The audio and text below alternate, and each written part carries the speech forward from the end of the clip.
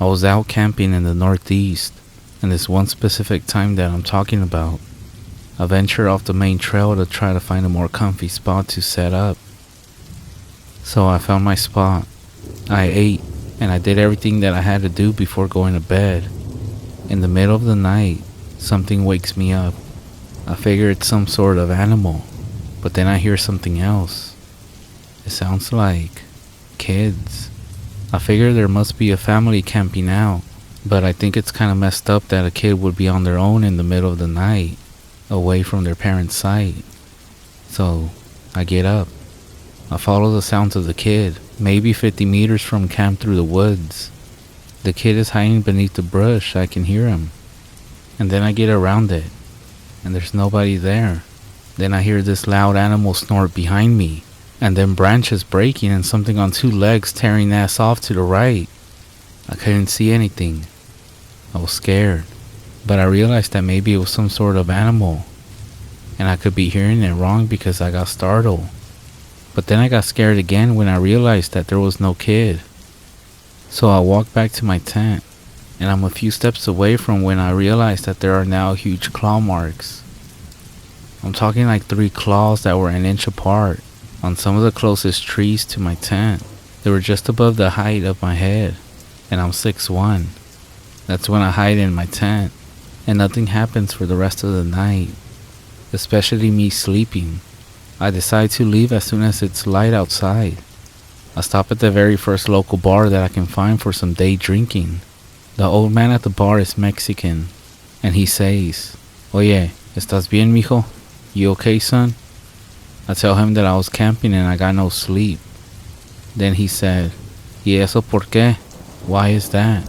And I tell him what happened, and he gets a serious face and says, "My people tell legends of things in the forest, but this is weird. They don't really bother people. I'm telling you, don't go into the woods without protection. I know I don't, because you never know what's out there. Cuídate. Take care of yourself."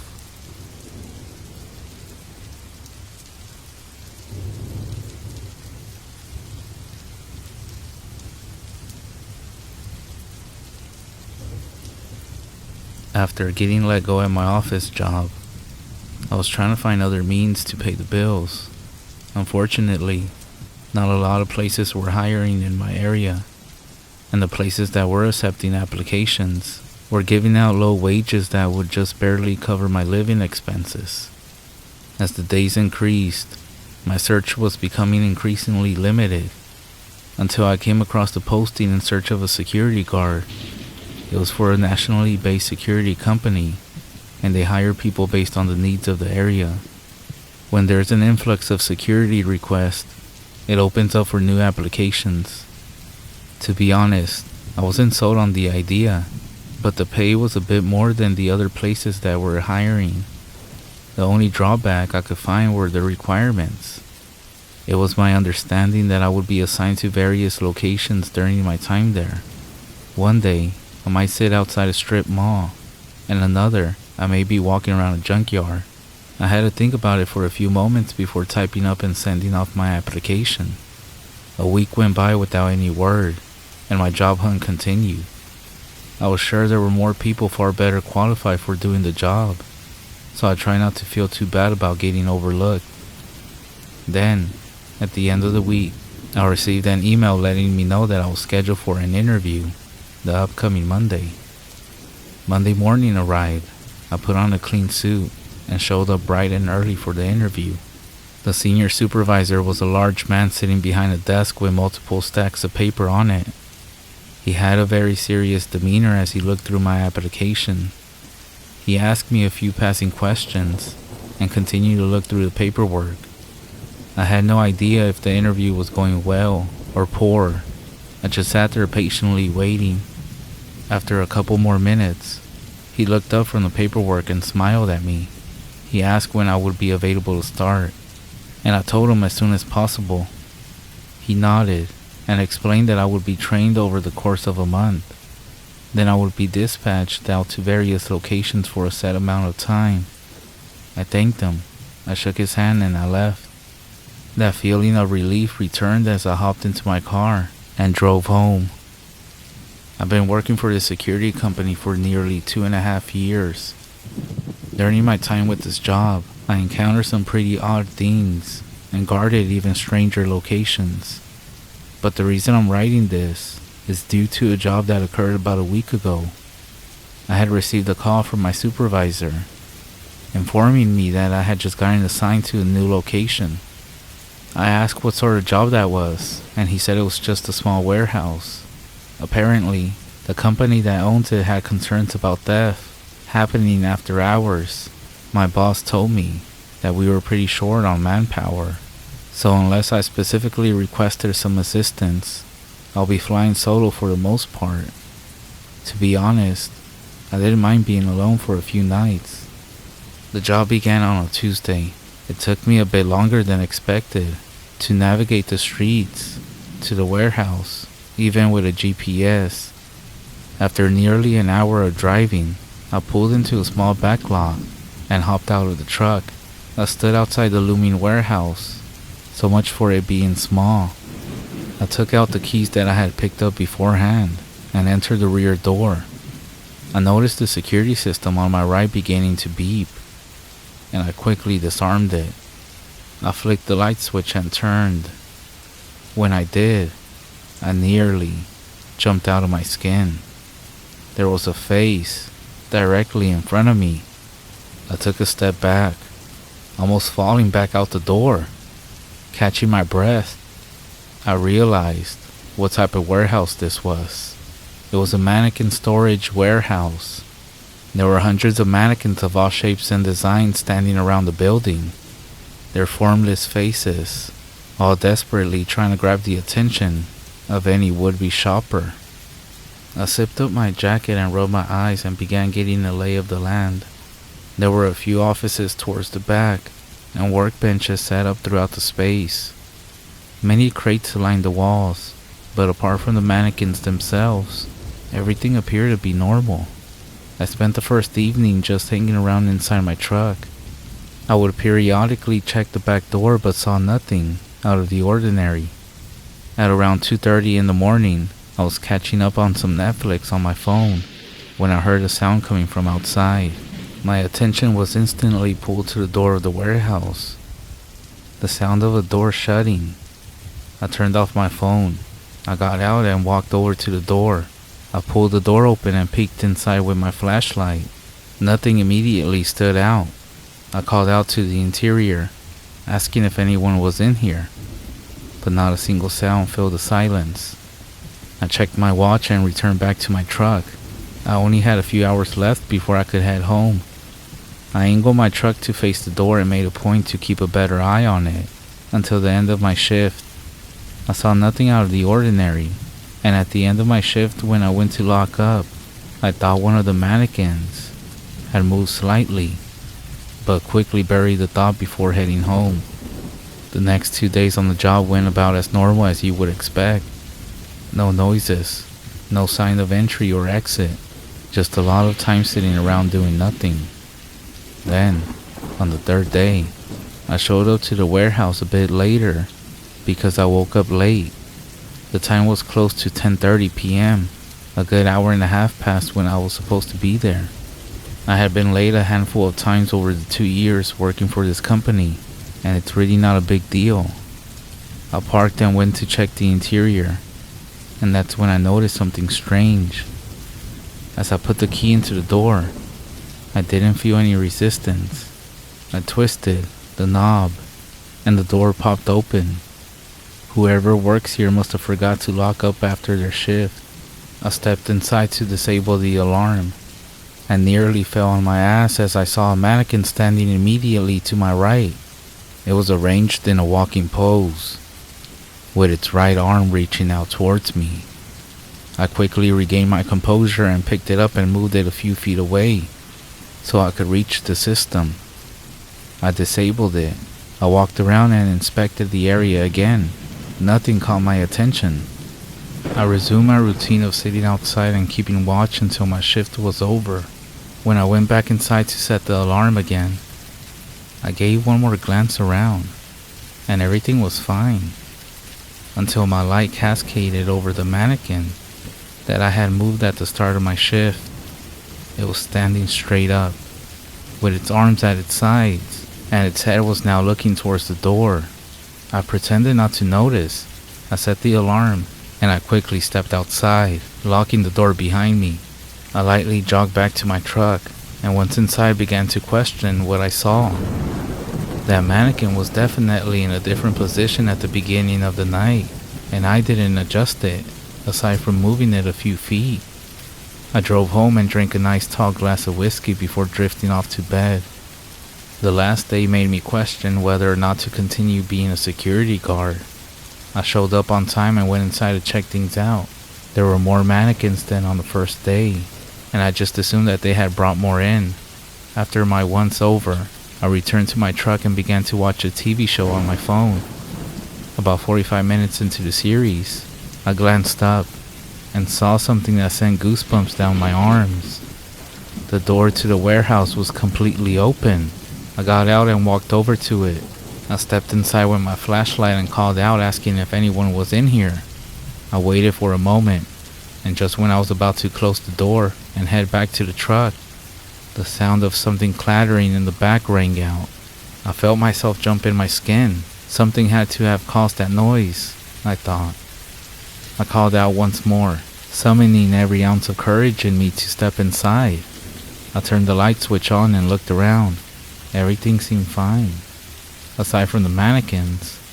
I walked to the back where I heard the noise and found a small paint can resting on its side.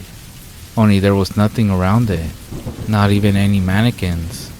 I turned back to the door, and I kid you not, I watched as a mannequin stepped into my vision and pulled the door shut, while another one reached out and flicked the light switch. I shouted, dropping my flashlight in the process. I could hear the clattering of plastic and metal hitting the ground as I stood there frozen in the dark. Regaining my senses, I quickly knelt down and searched for my flashlight. My hand rested on what I assumed to be the flashlight, but it felt different. It was in the shape of a plastic foot. I recoiled back into my side and felt my flashlight next to me. I picked it up, pointing it in front of me. There were 4 mannequins all standing around me, their heads twitching to the left and right real fast, like they were trying to listen for sounds without ears. One of them reached out for me, and I scrambled backwards. When I did, I bumped into something solid. I turned, flashlight in hand, and saw another mannequin looming over me. Unable to react, and in that moment of hesitation, I felt a sharp impact on my neck. My vision went wide, followed by darkness. Sometime later, I awoke. My head was spinning. As I regained focus, I realized I was now sitting in my truck. I quickly looked around, wondering how I ended up back in here. I began to wonder if I had possibly fallen asleep in my truck, and that whole ordeal was just some sort of nightmare. The next morning, I received a call from my boss, saying that the warehouse owner said that I had left the door unlocked the previous night. I apologized to him for the mistake, and he brushed it off, saying it wasn't that much of a big deal. I then told him that I wanted to use some of my vacay time and take off for a while.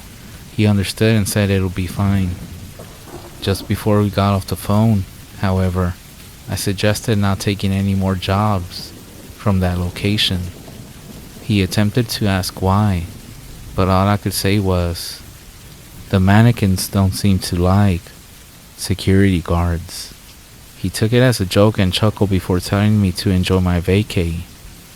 I'm not exactly sure what happened, if it was all in my imagination or not, but I think I'm gonna pass on guarding warehouses, at least for a while.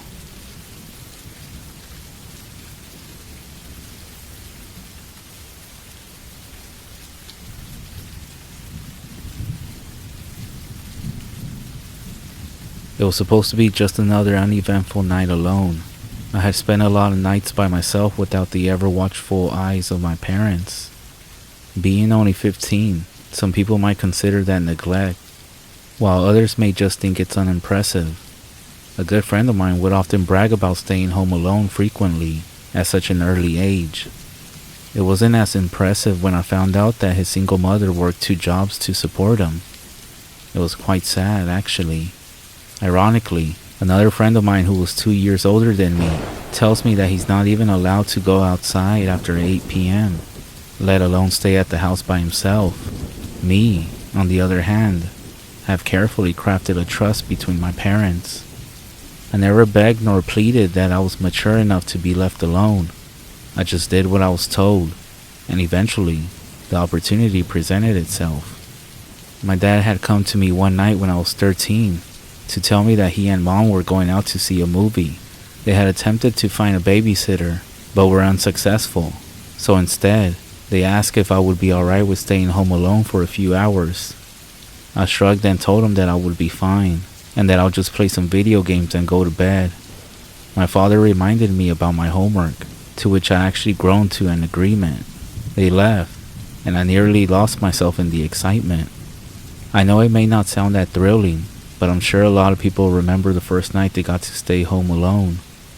I ran around my house, causing a ruckus for about 15 minutes.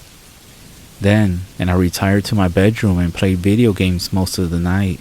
Around 10 minutes before they returned, I scribbled some answers on my homework and dove into bed, trying to force myself to sleep. I heard them open the door to check on me before slowly closing it. After that night, being left home alone wasn't all that. Don't get me wrong, every time it happened was a welcome event. I could watch movies my parents didn't quite agree with. I could play video games endlessly, and the fridge was full of snacks, so long as I didn't make a mess in the kitchen and didn't set the house on fire. Everything would be fine. But that brings me to last night. My parents were both heading out of town to visit family. Most likely my least favorite people on the planet. They were awful. I would have to listen to my uncle just talk to me all the time, especially about discipline. I once walked out of the bathroom at their house and had forgotten to tuck my shirt in. My uncle snatched me up by the collar and shouted, "There is clothing etiquette in this house." My uncle just likes to make jokes about my appearance or intelligence. The phrase, "dumbass kid," has been told to me on more than one occasion. These instances only seem to happen when my parents weren't nearby though. Trust me, I complained to my parents about my auntie and uncle, yet they would just tell me that they're very particular about their house, and that my uncle lost his filter in the war. So when my parents were getting ready to leave, my mother said the magic words I wanted to hear. "You don't have to come if you don't want to." Inside I had an explosion of happiness. During their packing, they gave me the rundown on everything I needed to know. They put all the emergency numbers on the fridge, including their own. They left me $40 to order pizza over the weekend.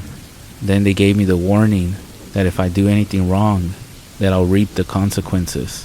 As I stood there on the porch watching them drive away, I felt a bit of remorse for not going with them, but the thought of my uncle's screaming face quickly diminished it. I headed back inside and fell onto the couch in the living room.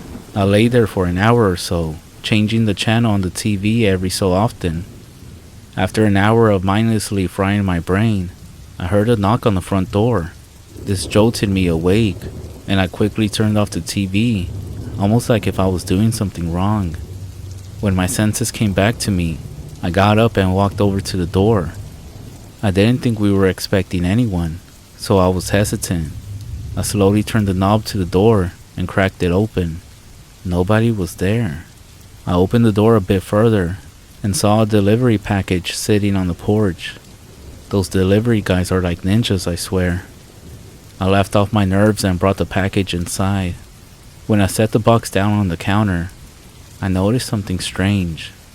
The TV in the living room was on, even though I was positive I had shut it off when I first heard the knock. I turned off the TV once again and went into my bedroom to play some video games. It seemed like I had only been playing for 20 minutes, but when I looked at the clock, nearly 4 hours had passed. The sun had long since set, and I rubbed my tired eyes. When I took my headset off, That's when I first heard a new noise. It sounded like a tapping coming from somewhere, even though I couldn't figure the location out. I thought it was a leaky pipe somewhere in the house. I got up and went to the kitchen to grab a glass of water before heading to bed.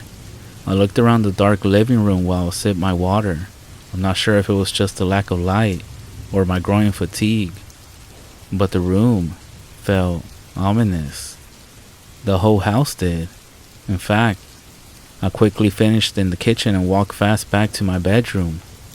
After changing and getting into bed, I found myself unable to sleep. I just laid in the darkness, listening to that tapping noise.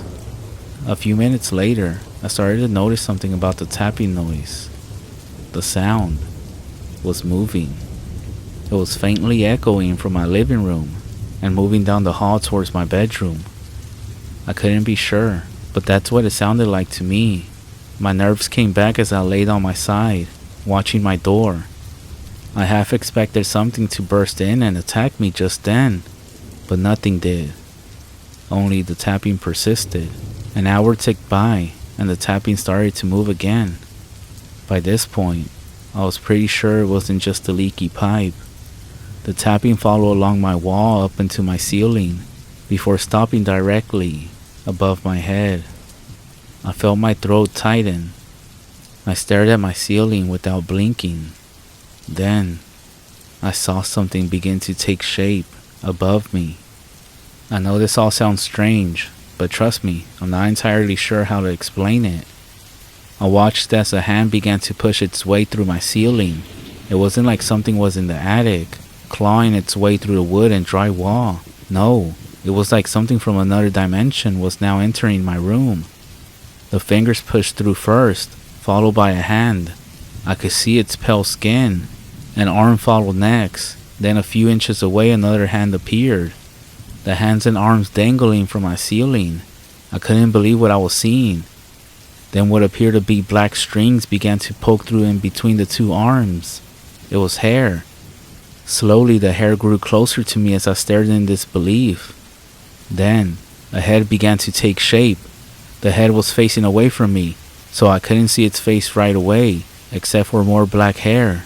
Then the shoulders formed until half of its body was now dangling from my ceiling, just above my head.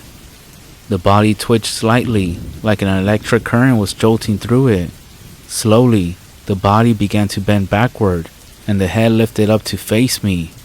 A gasping, wheezing sound filled in my previously silent room. That's when I saw her face. She looked like a woman, in her early 20s maybe. Her eyes were glassy and vacant, yet somehow I knew she was still staring directly at me. But what terrified me the most about this woman hanging from my ceiling was her mouth. She was completely missing her lower jaw. Her tongue was dangling near her face. She wheezed as she stared at me, her arms growing closer and closer. I wanted to scream, but at the same time I didn't want to move for fear that I would induce a reaction out of her. Her hands reached my face. Her fingers felt like icicles against my skin. I shut my eyes, praying the whole thing was just some horrific nightmare. She forced her frigid fingers into my mouth and attempted to pry my jaw open. Suddenly, I felt my senses come back to me, and I screamed, swinging at the creature. I flailed and rolled out of my bed. I dashed out of my bedroom down the hall and called my parents immediately. My mom was understandably upset when I called her, but I didn't know what else to do. I told her I was having a pretty messed up nightmare, and I asked her to stay on the phone with me while I went to go check my room. The woman was gone, and so was that ominous feeling that I had felt previously. My mother tiredly told me they would be home tomorrow night, and told me to go back to bed.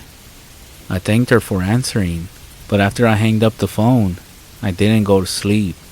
I stayed up all night, watching TV in the living room. I'm not sure what, or who that was, or why it was even targeting me. Maybe it was just looking for someone who was all alone and decided that I was an easy target. Maybe it was just an extremely vivid nightmare. I'm not sure, but I think the next time that my parents decide to go out of town, I'll be going with them as well.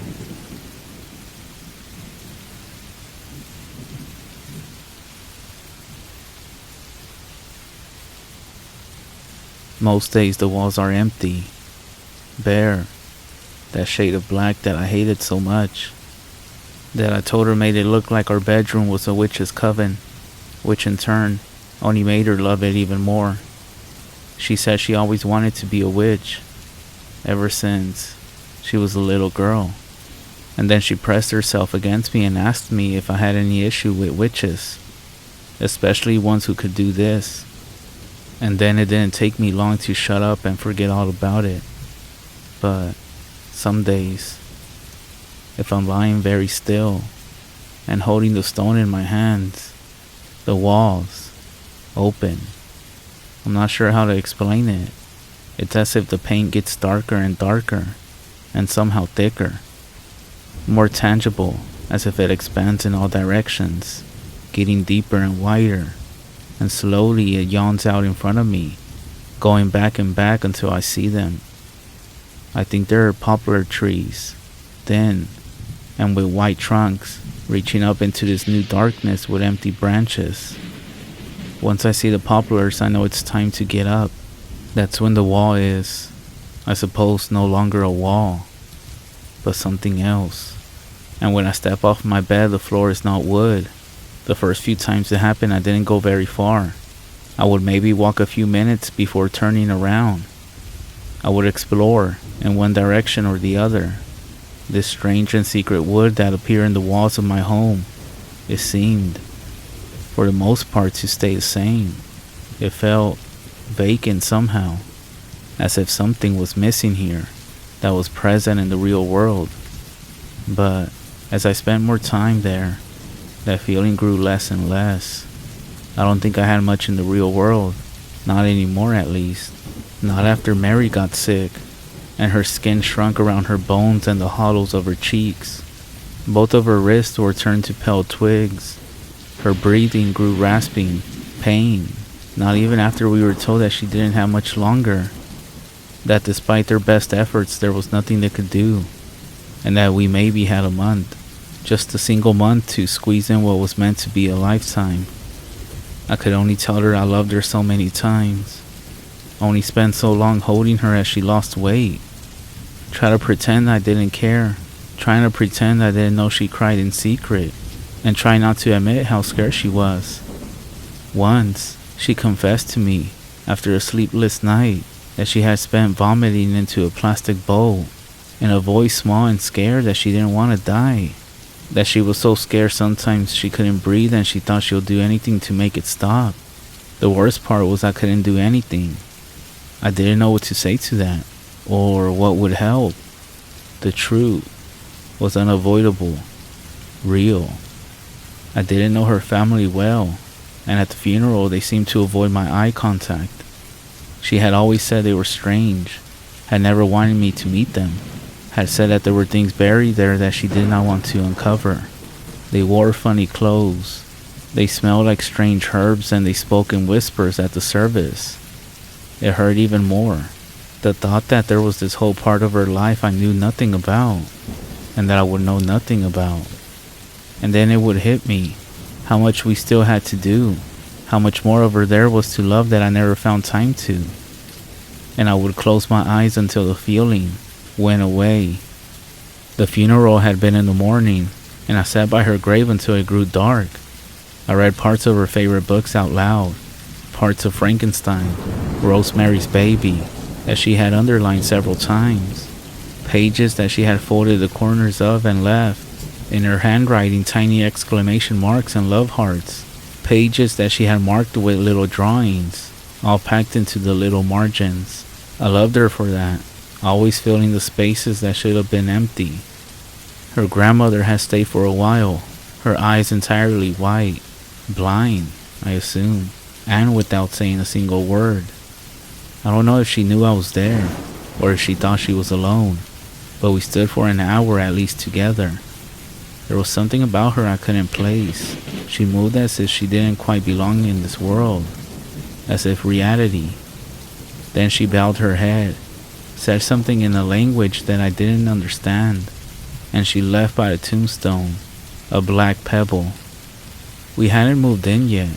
Most of our stuff was still scattered across the country, some at my parents', some in our old flats, some at various friends.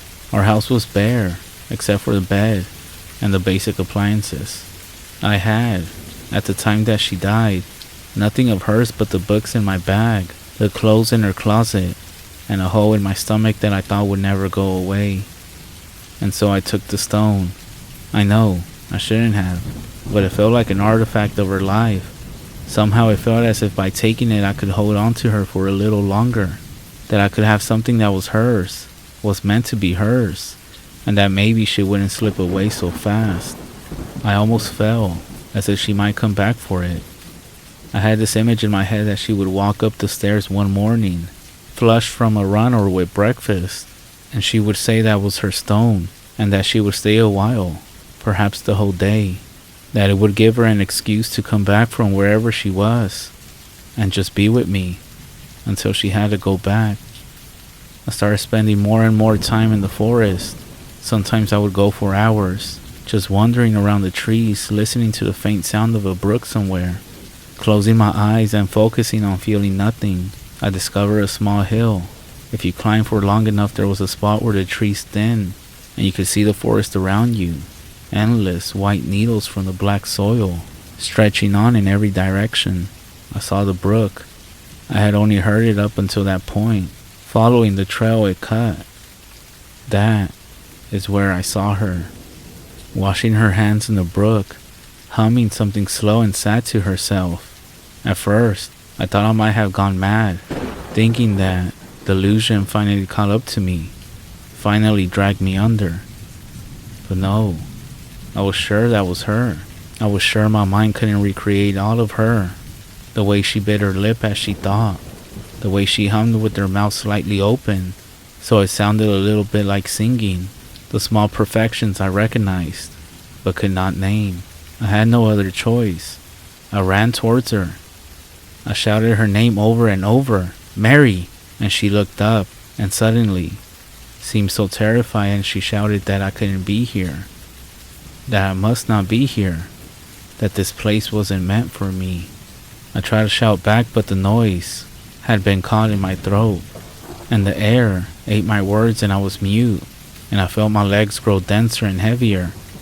And the closer I got, the more I could see how scared she looked. I was convinced that she needed saving, and as I grew close, I felt the world around me shimmer. I stumbled and found myself in bed. I had been so close. From then on, it was an obsession, finding her. I would spend days in the woods looking for any signs, climbing hills, mapping the whole forest in my mind, following the stream until it led to a lake. Still, nothing. Just a vast black landscape, dotted with white trees. If I turned before entering the forest, I would be able to see my body, still lying in bed, facing the ceiling, and it was the same when I returned. Sometimes I would come back to find my parents or friends surrounding me, eyes wide open, and they'll be talking to me softly, telling me it was okay, that I was okay.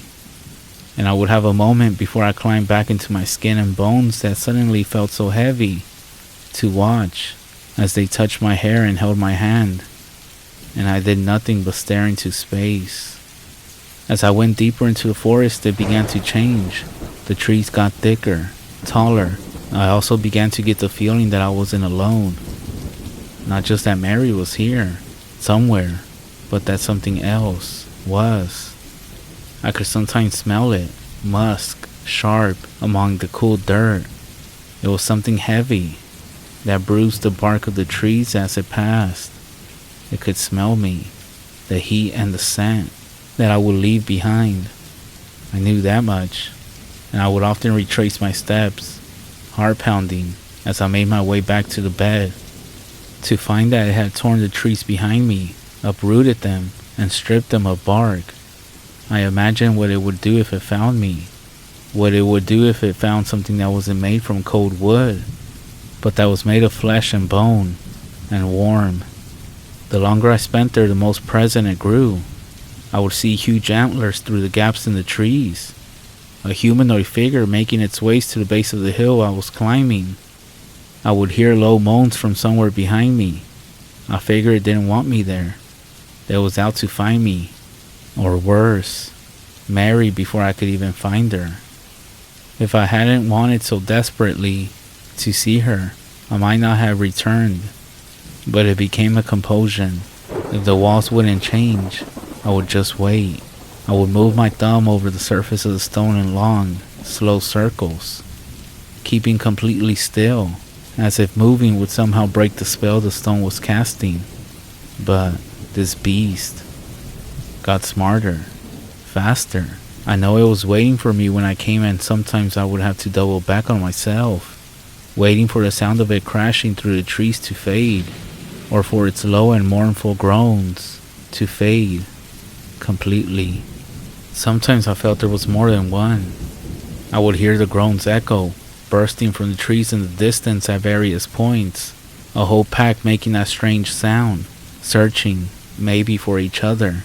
At my worst moments, I thought they were maybe communicating about me, that they were somehow all grouping together to find my position, that one would come crashing through the trees, all rotting skin and bone, and it would pin me down and try and burst me open like a fruit. And when these thoughts came, I would have to steady myself against the trees and remember to breathe. But I kept going. I next found her by the shores of the lake. She was washing her hair slowly.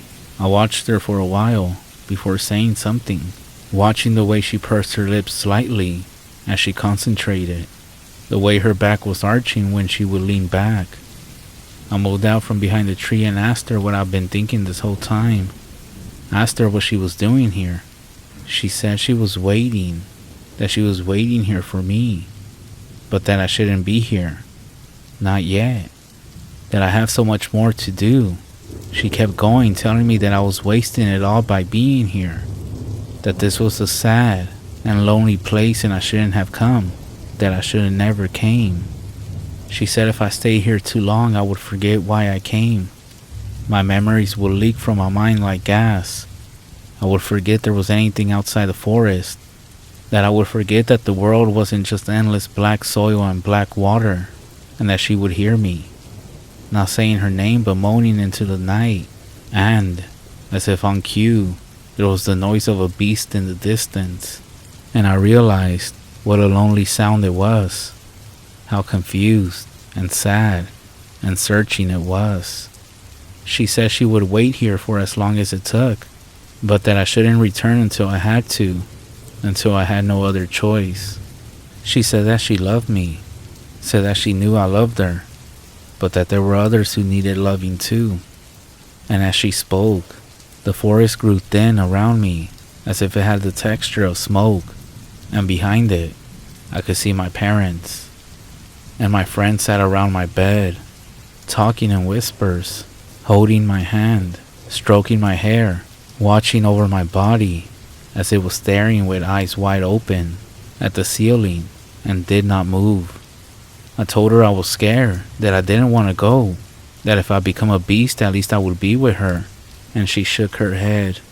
I tried to say something, one last thing, but I couldn't think of anything fitting, of anything that could sum up everything that I wanted to so much to say. As I opened my mouth, it wasn't in the forest, but in my bed. And then I sat up, sobbing, so much that I couldn't even speak, and I could feel arms around me, and I could hear their words. And even though I couldn't turn off whatever had just sprung open inside of me, I knew, at least, that I was loved. I stayed like that for a few hours, sobbing so much that I couldn't even breathe. I couldn't think of anything, until slowly I settled. I took the stone back the next day, placing it where it had been left all that time ago. I could have sworn, though, that when I went to leave, in the space between the trees on the edge of the graveyard, for a quick second, I saw the figure of her grandmother, those white eyes fixed on me, as if she was watching. I renovated the house since then. I painted over the black walls of the bedroom. I take it day by day. Sometimes I find myself wishing I had the stone, and I'll catch myself lying in bed for hours, seeing if I can will myself back into that place. But for the most part, I have put it behind me. I'll see her again when the time comes, and until then, I have to keep myself busy. I imagine the low, sad moan I heard so often in that place, and I know that I have to find my reasons not to join them. That each day, I have to find reasons not to join a beast between the trees. The small room that was going to be the nursery, I have now filled with her books. I painted it black, which I felt she would have wanted. From time to time, I'll come into it, pick a book at random and flick through, less to read the book itself and more just to see her handwriting, her tiny drawings, and thoughts that are packed into the margins.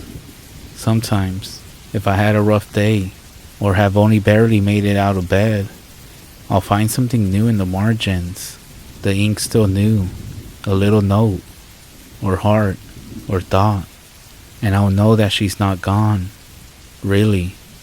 And if I close my eyes and concentrate, I'll be able to hear it faintly, the song that she was singing by the lake, and I'll know that she's singing for me.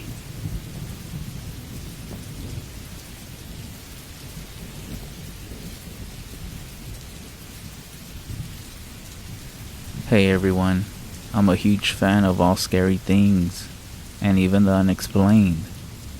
I even have my own YouTube channel where I post interviews that I have done with people who have experienced any sort of paranormal activity.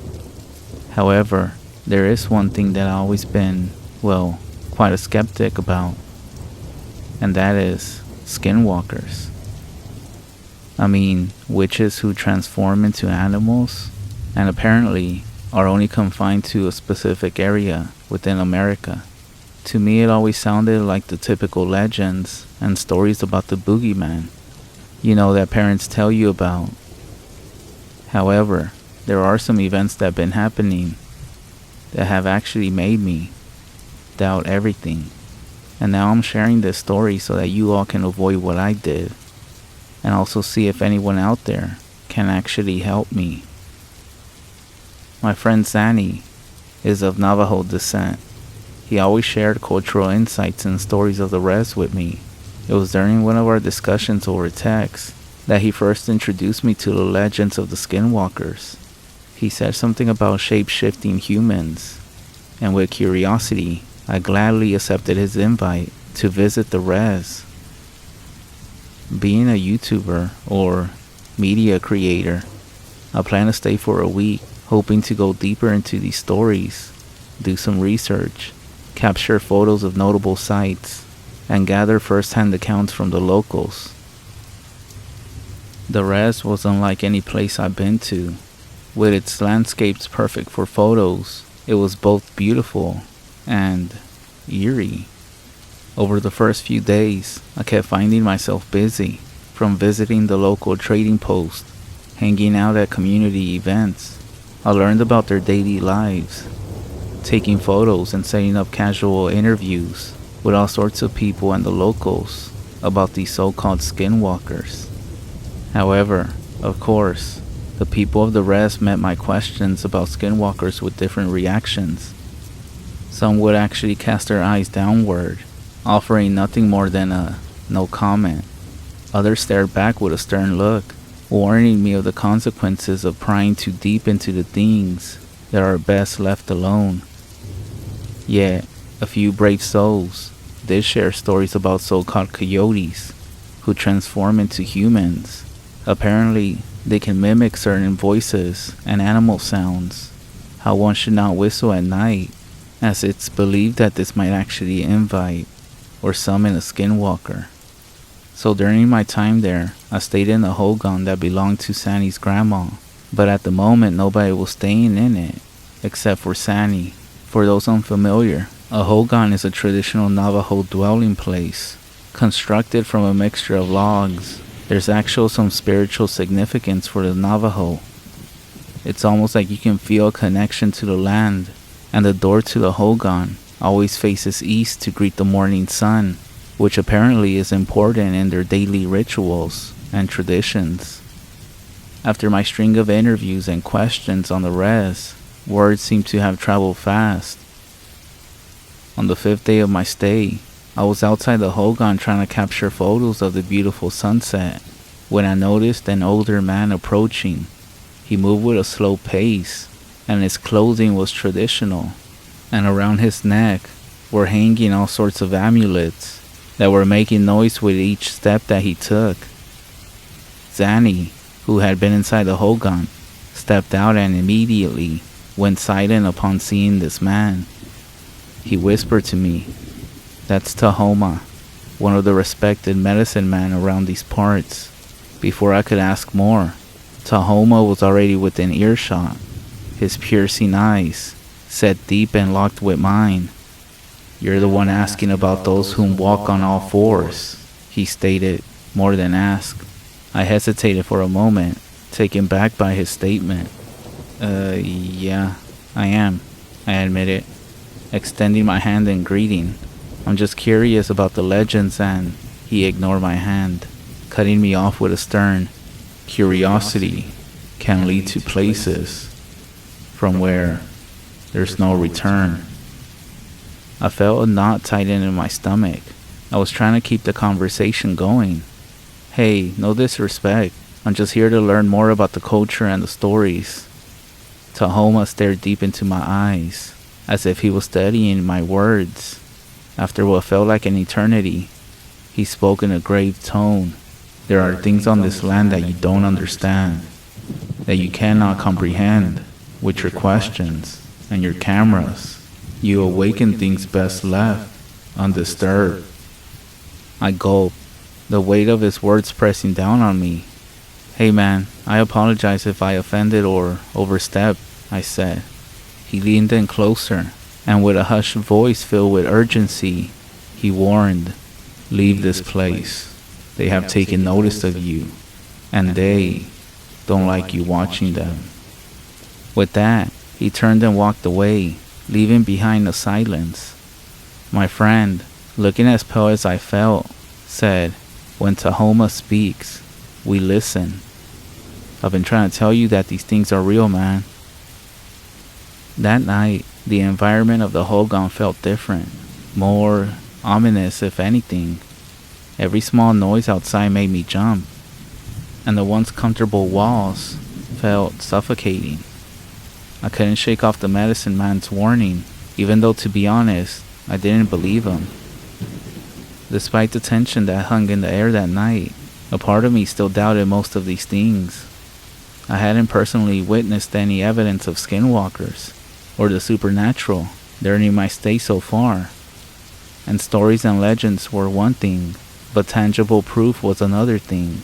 The medicine man's warning, a little scary I will admit, could just be a way to dissuade outsiders like me from prying too deep into Navajo traditions, I thought. I'm not gonna lie, that night, all the Skinwalker talk had me a bit on edge. I guess the fact of being out here kinda didn't help. I had to use the restroom, so I stepped out the hogan and walked towards the dimly lit outhouse. As I was sitting down, remembering that next time to not indulge in other cultural foods so quickly, the distant sounds of the wilderness were interrupted by other noises that I started to hear, which were soft footsteps, the rustle of brush nearby, and the quiet creak of shifting dirt. It felt as if someone or something was slowly circling the outhouse, each footstep sounding closer than the last. Drawing in a silent breath, I waited, heart pounding, straining my eyes to see any trace of movement through the small cracks in the wooden structure, but I didn't see anything. Then, a tap at the door. Keep in mind this was around 11 at night, so I said out loud, "Hey, I'm in here." No response. Then, I heard what sounded like perhaps a dog scampering away on all fours, with the running steps fading into the distance. Well, that was weird, I thought. As I finished up handling my business, I slowly unlatched the door and stepped out, cautiously scanning the darkness. I kid you not, as soon as I took 2-3 steps, from behind me, I felt a force clamp down on my shoulder, causing me to jump nearly out of my skin. That's when I turned around, and I saw it. The face of Zanny, with a roaring sound and then a loud laugh. Catching my breath and shaking my head, I said, "Well, alright, you got me, dude," I admitted. He started to laugh, throwing an arm around my shoulders as we began to walk back to the hogan. "You have to admit," he began, sweeping an arm out and pointing to the landscape. "The rest is beautiful out here at night. Without the bright city lights, everything feels more alive, more connected." I took a moment to appreciate the beauty around us, the clear sky filled with numerous stars. "It's beautiful out here, Sanny, but I do want to let you know, it feels like we're the only ones out here. Some of these stories, legends, they just seem like traditions, to be honest, passed down to make sure that everybody respects the land." He looked at me, then nodded. "Well, that's fair. But some traditions are born from truth that has actually been forgotten," Sanny said as we continue our walk back to the hogan. On my last night at the res, I decided to indulge in a bit of mischief and to get back at Zanny for the prank he pulled. While heading back from the outhouse again, I tiptoed around the hogan, tapping gently on its walls and trying to mimic the eerie Skinwalker sounds I heard they made. I was hoping that maybe Zanny would start reciting a prayer that he told me that the people do whenever there's a Skinwalker around. I was waiting to see if Zanny came out, when I noticed little bundles near the hogan's base. With curiosity, I took out my phone and captured a few pictures, thinking it would add a unique touch to my video. And nearby, I saw stones, fixed in a way that seemed to be a ritual circle. I moved a few rocks to get a better picture. Then, laughing quietly to myself, and seeing that Zanny was not reacting to this, I began to whistle. And then, in a mocking demonic voice, I called out, "Zanny, it is I, who walk on all fours." There was only silence. And after about 5 more minutes, and seeing that he still wasn't coming, I decided to take some last final shots of the beautiful landscape, as I knew this was my last night there. When I finally returned inside, Zanny was there, snoring away.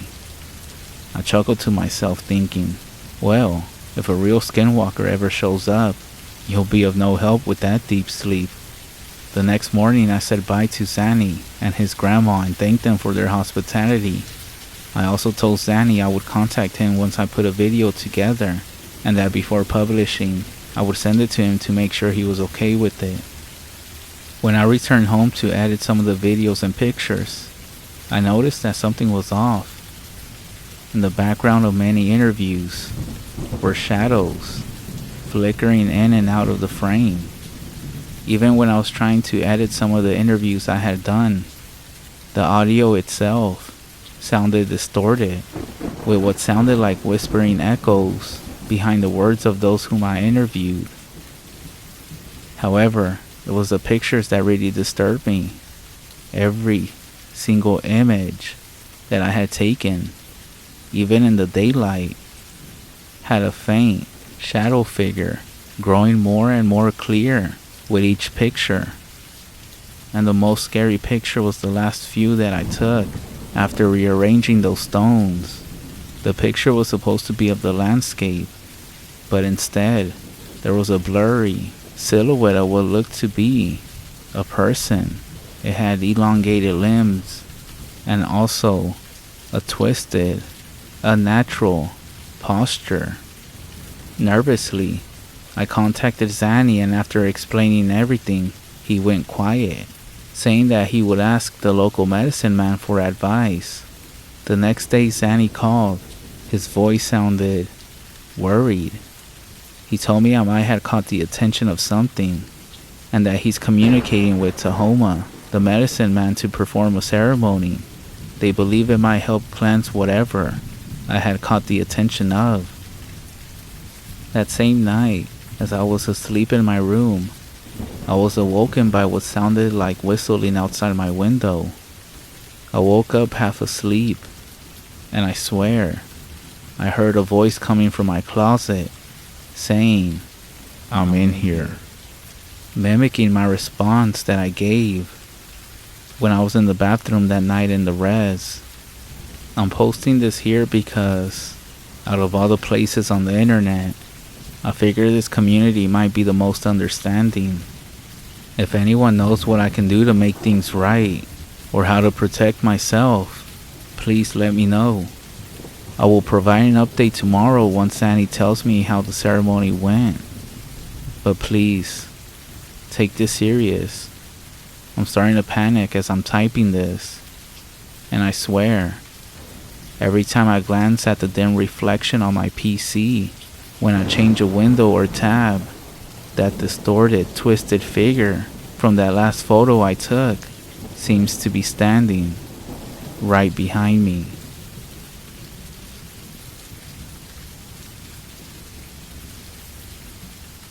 I'm pretty new to this, but I just have to get this out there. I have to tell someone about this, and I felt like this was the best place to tell people. This all started when I used to live in a small town in Arkansas, with a population around 5,000 plus people. It was a typical average, conservative town.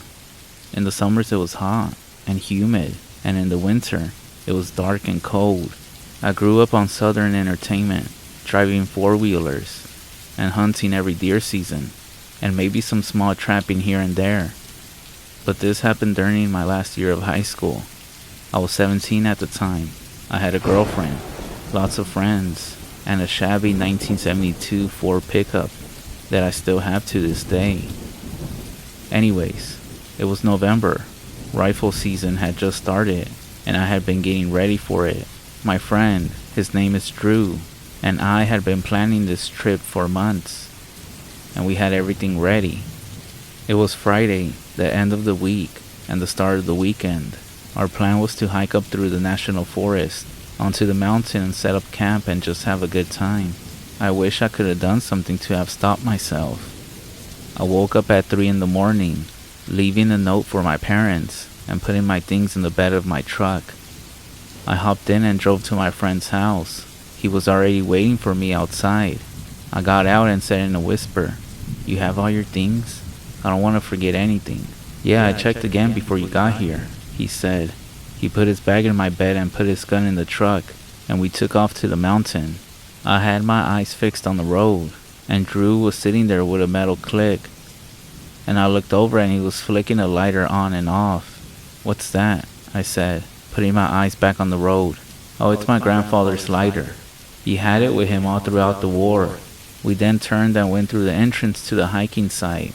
The change from road to dirt was just as familiar as ever. We stopped and got out. We put on our bags and headed up the mountain trails. It was around 7 and we could see where we were going because the sun was coming over the trees. The birds were chirping, and I could see the squirrels running through the trees chattering. 3 hours of hiking later, we came up the campsite that we followed with our map. When we got there, we quickly set up our tarps, and we were quick to find firewood and to start a fire. I told my friend that I would get us some lunch, and I headed off with my rifle to go get something to eat. I walked for at least half a mile south and found myself breaking the tree line. I decided I would sit and watch for a bit. I sat underneath a large oak tree and looked for any movement. The sun was rising slowly. I was sitting there when all the birds stopped for a moment. The silence was deafening. The sharp ringing in my ear was eerie. I scanned slowly with my eyes only, staying as still as possible. That's when I saw movement across the field. It was hard to make out. I slowly raised my rifle and looked down the hill. A deer had poked its head out of the tree line. I only saw its head and neck from where I was at. I knew it was risky to take a shot, but I also knew I wouldn't have another chance to bag another deer. Regardless, it was a doe anyhow. That's when I noticed something. The deer's head was higher off the ground than most deer should be. I felt like it was watching me. It slowly turned to the left. I could only see its neck and shoulders, and I could hear leaves crunching as it moved deep into the dark forest. A little nervous, I decided to head back to camp. I followed the mental landmarks that I saw the first time. A tree that had fell over, dried up creek bed, and I could see the tarps in the distance through the trees. When I got back to the campsite, we decided it was time to catch up on some sleep. I crawled into my tent and got in my sleeping bag and fell asleep. We got up early that morning. It was still as eerie as it was the day before. It just felt so weird, different. No animals in the area, just silence. It was strange. The air felt heavy. There were no birds anywhere, no deer, rabbits, or anything. Not even any crows crying out. We were getting hungry, and when the sun set, we nestled down waiting for some game to come around. It soon grew dark again, and we decided to come together and to make some beans that I had packed just in case we didn't catch anything. As we were getting everything ready, my friend Drew got up from his seat and said, "I'll be right back. I gotta take a piss." I sat there drinking my water, watching the fire dance. After some time, I noticed that Drew had been gone for a while. That's when I started to get concerned, and I heard leaves crunching, and I jumped and looked towards where the sound came from, and it was Drew. However, his face was pale. "Dude, come over here," he said. "What's over there? Just come over here and look," Drew said as I got up to follow him into the darkness of the forest. As I was walking, I started smelling something horrible, something pungent, and it got stronger and stronger as we walked deeper into the woods. The smell was so bad, and then, as I was walking, something fell on my shoulder. I turned my head to see what it was, but the smell of death made my stomach churn. I leaned over and started to throw up, while this thing that was on my shoulder fell to the floor. It hit the ground with a sickening, squishy sound. I pulled out my light and pointed it to the ground. I got confused for a second when a drop of blood fell on my hand. I looked up and my heart skipped a beat. What I saw was disturbing. The guts of an animal, limbs, pieces. A squirrel that had been impaled on a branch. What was left of it, at least. I looked at the face of Drew, still drained of all color. His mouth was open, eyes wide. "Dude, what the fuck?" I said. And that's when we just ran and bolted back to the campsite. How did they get up that high in the tree? Why were they on the branches? "Maybe we should leave," I said. "I agree. I don't want to stay here anymore, man," Drew said. We started shoving our food and things back into the trail packs. That's when we heard crunching a few yards away from us in the pitch black darkness of the forest. And Drew aimed his shotgun at the sound, and I slowly raised my rifle. I pulled out the mag light and pointed it to where we heard the sound. We were about 8 yards away from where we heard it. I flicked on the flashlight, and a deer was leaning, its head out beside a tree next to some brush. With some relief, we lowered our guns, and that's when the deer suddenly fell to the floor. The deer's head rolled down the hill and stopped in front of us. Something had ripped or chewed the deer's head off and rolled it down the hill. But that wasn't the reason I was scared. Someone had been holding the deer's head. And then everything clicked. The bones, the guts, and other miscellaneous parts of animals hanging on the dead tree branches. And that's when I looked up, and a grotesque, elongated hand came from around the tree. We bolted down the hill. I didn't care about our stuff. They could be replaced. We faced in and out of running and jogging. We had our lights and we were looking for a landmark, anything, something. That's when I remember that before we came to the trail, there was a big sign with the words, Washita National Forest. I made that a point in my mind and looked around for it with my eyes. My lungs were burning, my legs were in pain, but I kept running. I would glance back and check on Drew and how close he is behind me. I turned off my flashlight, and so did Drew. We laid up against a tree, still as possible. I could see the breath of Drew, frozen in the moonlight. My eyes finally adjusted to the dark, and I looked over at Drew and turned on my light. An arm long and bony, covered in blood, it sank its nails into the shoulder of Drew. Immediately, blood started spewing out. He started screaming in pain, and he was lifted up, screaming louder and more painfully. He was slammed on the ground. He looked up at me, his eyes filled with tears. He was dragged through the forest, screaming, taking shots with his shotgun. With every shot I could see his silhouette, moving further and further into the woods. I ran. I just kept running, and that's when I tripped over something, and I started falling down the rest of the hill. I slammed up against a tree. I stopped and my back was in pain.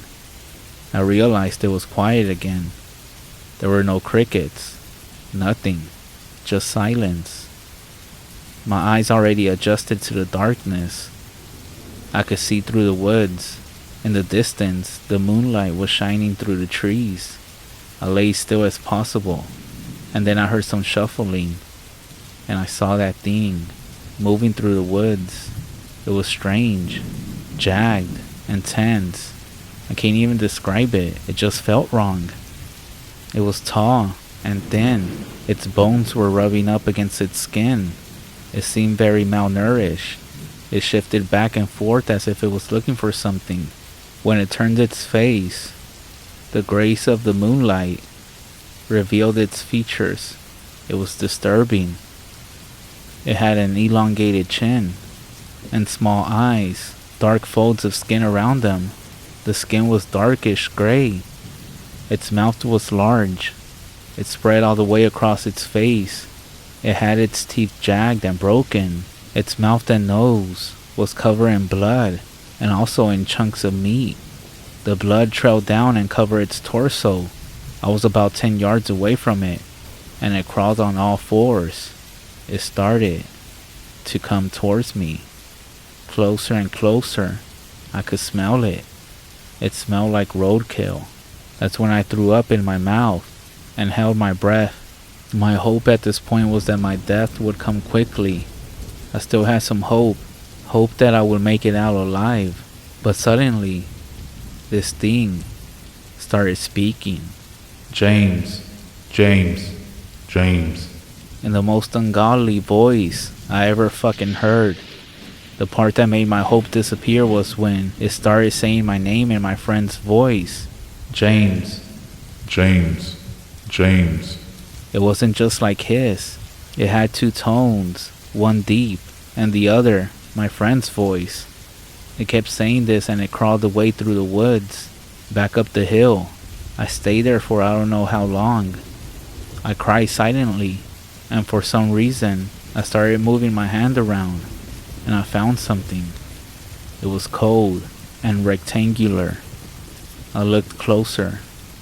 It was the lighter that belonged to Drew, and my flashlight had broken on my fall. I stood up slowly and grabbed my bag. I turned and slung it into the woods and ran towards the parking lot. It started screaming my name, but this time, it sounded demonic. This time it was no longer my friend's voice. I kept running and I didn't recognize anything. I flicked the lighter of Drew and scanned the area. My hand ended up hitting something. It was a sign, and with the lighter I read, National Forest. I looked back and heard that same screech, and I ran through the tree line. At a distance I saw my truck. I ran as much as I could, and when I got there I flung the door open and jumped into my truck and started it. I flipped my gears, pulled out, and hit the gas flying out of that parking lot.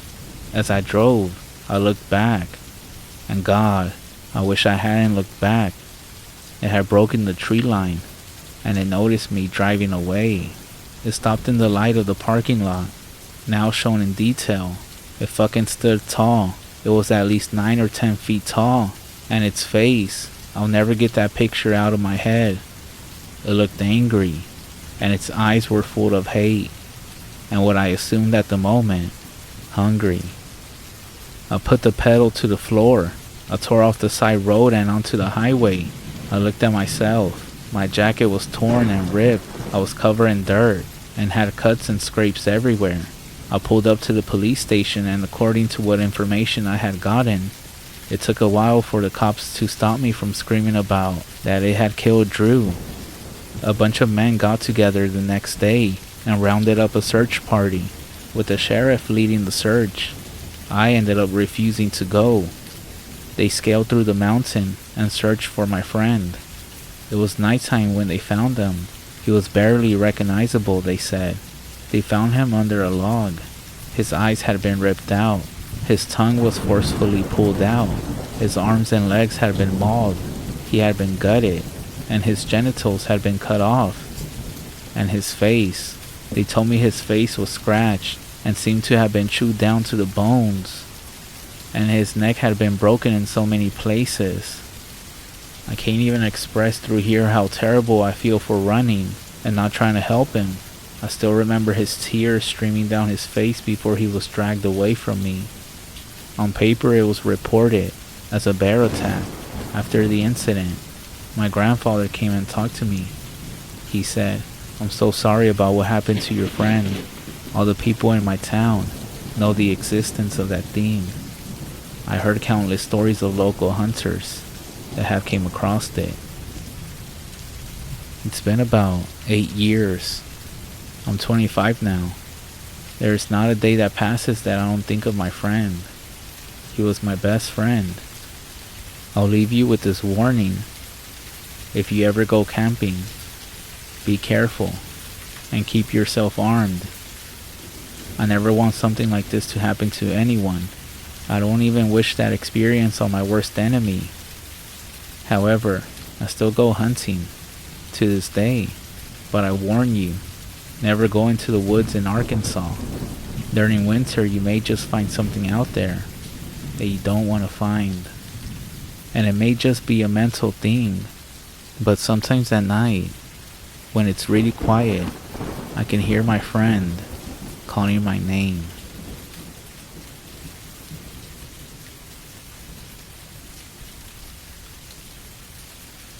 This is one of the scariest experiences that has ever happened to me.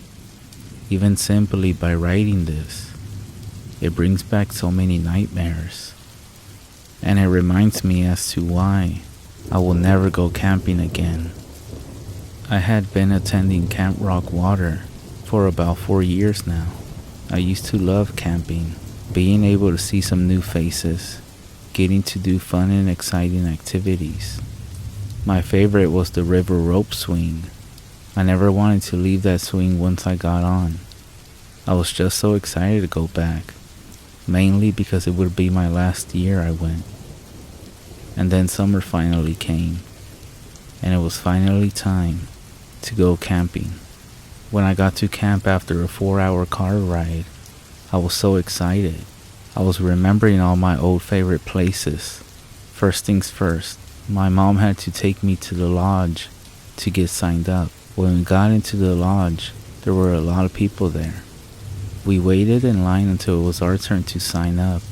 Before we were handed any papers, the lady at the table told us that there had recently been some weird things going on a few miles down through the woods from us. I just brushed it off and ignored it.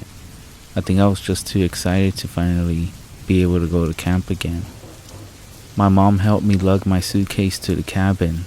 When we got there, I was so happy to see some old friends from last year. Kyle was one of my longtime camp friends. He was sitting in the corner making his bed. Jacob, another one of my really good friends, was on the floor taking stuff out of his bag. And who could forget about Brad? He was putting stuff in the closet, like baseball bats and golf clubs. As for the other 2 kids, I had no idea who they were, but they both seemed to like me. It turns out they were brothers. Their names were Brandon and Nathan, and it being their first year here, they were kind of nervous. We all got settled in, and after our parents left, we sat down and started talking about past adventures in camp. It wasn't for another hour that our cabin leader arrived. When he got in, he kind of looked at us all with a gloomy face. He turned to us and said, "Hey guys, I'm your cabin leader for the next 2 weeks. Now, before we do anything, I have to tell you that some things have changed, and we will have to be more cautious due to the weird things that have been happening." We all were a little uneasy, but we wouldn't let that stop us from having the best summer ever. The day continued on as normal. We introduced ourselves, played some cards in our cabin, went outside and played basketball, went to the mess hall to eat, and came back to the cabin to sleep. It was kind of strange that there were only 6 cabins full of people, when there's always around 30. So the next day we woke up, it was raining hard. The sounds of the rain smacking the metal roofs of the cabins echo off to the distance. The camp leader was nowhere to be found. So we kind of sat around the middle of the cabin, just waiting for our cabin leader to get back. We then started talking about some ghost stories that happened around the camp. Some of them seemed completely stupid, but others were kind of scary. And just to let you all know, outside of our cabin, there were about 400 acres of woods. In those woods, there were some obstacle courses, the chapel, and the river. There was one more thing in the woods that nobody really knew about, because it was so far off. It was the original Camp Rock water cabins. There were only a few of the older cabin leaders that knew about it and how to get to them. They say that back in the early 1900s, when the camp was first established, 2 kids got into a fight in their cabins, and one kid killed the other in his sleep. He had apparently taken a heavy rock and dropped it on the other boy's head. Legend has it that the presence of the boy who was killed is seen walking around the old campground and chapel. They say that the boy can sometimes be seen crying at the back of the chapel. Someone even said they went to the cabins and saw his head peeking out from one of the windows. At this point, everyone in our cabin was really scared. I swear, Brad was gonna have a panic attack. That's when our camp leader came rushing in through our cabin door. He told us that we needed to pack our things and go to the lodge. We would have to call our parents in the morning to tell them to take us home. We walked all the way from our cabin to the lodge in the rain, completely wet. When we got there, only 4 other cabins had been there. As I was sitting next to the fireplace with my cabin mates, we overheard people talking about what was going on. Someone had said that all of cabin 6 had gone missing after returning from the chapel. The conversations after that got really boring, that we ended up falling asleep in the lodge. Later that night, I woke all of my friends. I wanted to go and check out what happened in the woods. Call me stupid all you want, but mind you, I was also younger. Though at first all of my friends didn't want to go, they still agreed to tag along with me. We grabbed a few flashlights and snuck past the cabin leaders that were sleeping near the exit. When we got outside, it was still raining, but now it was also pitch black outside. This still didn't stop us from heading over to the woods. When our group finally got to the mouth of the woods, Brad and Jake just couldn't do it. They walked back to the lodge through the shortcut in the gardens. All that were left were Kyle, Brandon, Nathan, and I. We walked slowly through the path that leads to the chapel. Every now and then, we would trip over some uprooted trees, but we still kept going. We could see the chapel ahead of us, but we knew there was something wrong. It was very quiet. The rain had stopped too, and there was no wind, nor any kind of animal in sight. As we walked up to the chapel, Brandon, who was carrying one of the flashlights, just started screaming. He then ran as fast as he could back towards camp and dropped his flashlight. The light was shining through the chapel, and I kid you not, through one of the windows, we saw the face of a child crying. That's when we all screamed and started to run towards the camp as well. Out of fear, we lost all sense of direction and had no idea where any of us were. As we came up to the ravine that led down to the river, that's where we saw in the pitch darkness a silhouette of a small black figure that was blocking our way.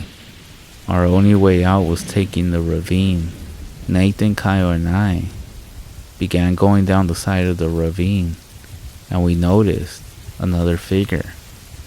That's when I shined my flashlight down a ways, and there was Brandon, just lying dead, with his head smashed in, blood everywhere. To be honest though, it seemed like he had tripped maybe on an uprooted tree and fell down the side of the ravine, but we had to just keep running, so we left him there. We were halfway down the ravine when we could feel the sweat falling into our eyes like ocean water, and there it was again, the figure of a little boy standing at the end of the ravine, waiting for us to play with him. I told everyone just to keep running, and that's when I looked behind us, and Nathan had disappeared. He was no longer with us. I'm not sure if he took another way or ended up running a different path or back, but he was completely gone. Kyle and I kept running, and that's when I saw the old stairs coming up to our left that led back up to the back part of camp. When we got to the stairs and we were almost to the top, that's when we could hear a kid saying, "We can play with the rocks." We didn't even stop to look back. We ran all the way to the lodge. When we got there, all of the cabin leaders had been away. 2 other cabins had left to go investigate what was going on in those woods. They both went missing, and then Kyle finally spoke up. Even though he hadn't said anything all night, he did say, "I saw him. The boy just wanted to play with us." And that was it. The next morning, our parents picked all of us up, and we never went back again. Years have passed since that encounter. Kyle was booked into a mental hospital. They said for some serious mental issues that he had going on. Jake and Brad were never found, and nobody ever mentioned anything about them after that day. As for the other 3 cabins of kids, nobody ever found out what happened or where they went. Maybe nobody cares. But I will tell you this though, after this experience, I have never, nor will I ever, go camping again.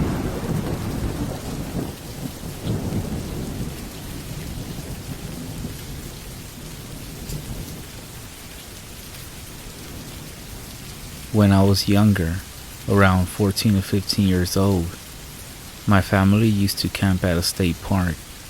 Every night, my friend and I would walk through the woods. We would call this the ritual. On this night, we decided to walk further into the woods than usual. Of course, we had flashlights, which would help us navigate through the woods. Part of this ritual was to turn them off as we walked through the night. We were about half a mile from the nearest campsite when we heard soft whispering behind us. Obviously, we hit the flashlights and spun around. We didn't see anything, so we kept walking, and then we hear it again. This time, we stop and look around before we decide to head back to our campsite. Then, we see what's whispering. It's a woman crawling on the ground, whispering just random words. What she was wearing was all black, and she was covered in dirt. When she sees that we notice her, she stands up and says that she is looking for her campsite. We ended up walking her back to the campground, and tried helping her find her group. It turns out she was just super drunk, high, and got lost trying to find a bathroom. Her friends didn't even notice that she was missing, and if we didn't go that far into the woods that night, we would have been lost all night. It's pretty creepy now that I think about it. Imagine a lady crawling around, whispering, saying things to herself. Some things in the woods are just very strange. Either way, this is just something really creepy that happened, and I won't ever forget it.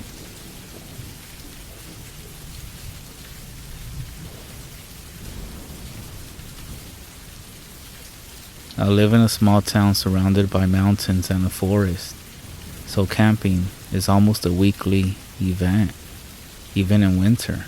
The one camping trip that I can't forget is when me and my friend broke off from our group, which were other 16 and 19-year-olds, to camp by a better fishing spot about a mile away. We only brought one tent for the group. I couldn't sleep because I had the feeling something was watching us. I assumed it was a mountain lion, which isn't that big of a deal, considering their behavior. So I just forgot about it and threw some more logs on the fire. I looked up from the fire, and under the light of a full moon, that's when I saw it. There was a man standing at the edge of the clearing, about 80 yards away. I was frozen and couldn't take my eyes off him while he just stared back. He walked off in the opposite way after about a minute or two. I doubt he had any good intentions, but I sat there holding my friend's firearm throughout the night.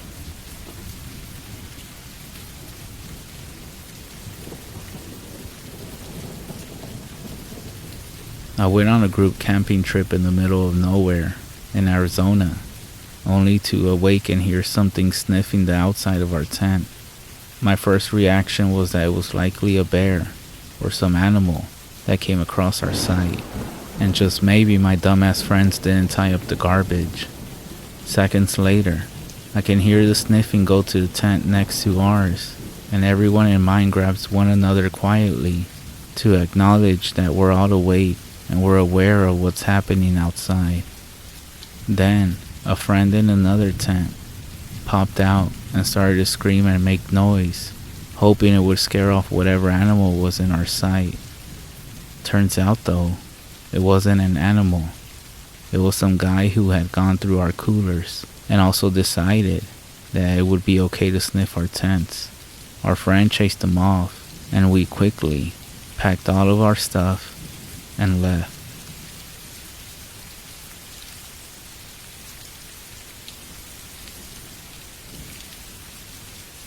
The creepiest thing that has ever happened to me was when I was camping with my best friend. We were in a semi-remote camping area, drivable usually to get to it, but definitely only with a 4x4. It was a semi-maintained camping area, as in there were a couple of fire pits and just a few picnic tables that were starting to rot. So we get there and we start setting up when my friend wanders over to that outhouse and opens the door. He stands there for a second or two and then closes the door and goes to the second one, goes in and comes out a few minutes later.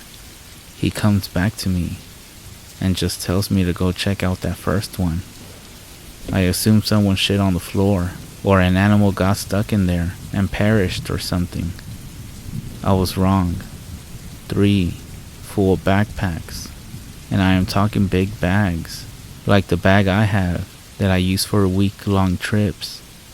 So of course, we're nosy. We opened them up, and 2 are full of good quality gear.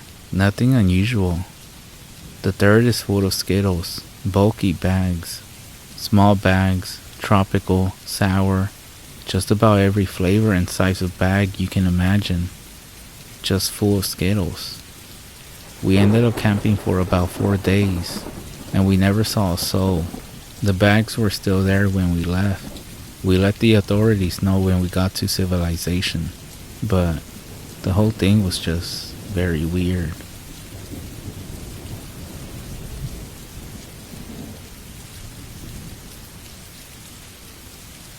We went to Guatemala with my girlfriend. We did a 3-day hike through the jungle to Tikal. We slept in a tent at 2 tiny ranger campsites deep in the woods. During the second night, a massive thunderstorm was coming down above us. At 4 a.m., I woke up and heard some male voices and left the tent to check them out. 2 guys with rifles approached me. I told my girlfriend to stay in the tent because, of course, it's scary. She didn't comply and joined me. Turns out those guys were local hunters looking for shelter in the camp. I did offer them coffee. They were more than happy. About 30 seconds later, the storm got so intense that a huge tree ended up falling and it fell right into our tent. If I had not left to check out the guys, or even worse, if my girlfriend would have listened to me, we would have both been dead by now.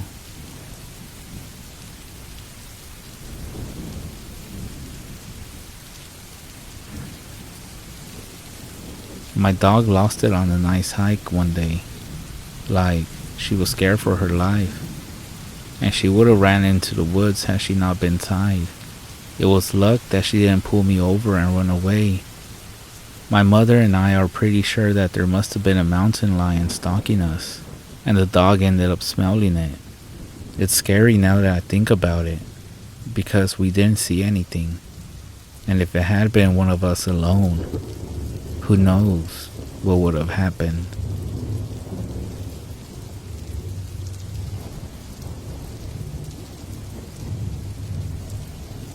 So we end up playing football. Digging around with me, there's the white kid Tanner, 5 of my cousins, and then 4 of their friends. In total, there were 5 girls and 6 boys. We all were around 15 to 17. We ended up just digging the day away. So we head back to the camp and pulling out some stuff for a campfire. Even though the trailers had kitchens, Tanner says that his family's property sits up against my uncle's. He wants to run home and ask his dad if he can come out camping with us. My cousin Rooster says he's going to go with him since it's going to get dark soon. And one of the girls also wants to tag along. It's about 7 o'clock and it's starting to get pretty dark. They take flashlights and take the trail to Tan's property. The rest of us chill. We make s'mores, drink, and kiss on the girls. About 30 to 40 minutes later, there's the smell of ozone again. You could smell it over the smell of the fire we had started. It was a nasty copper smell like right after you had a nosebleed, and it stopped.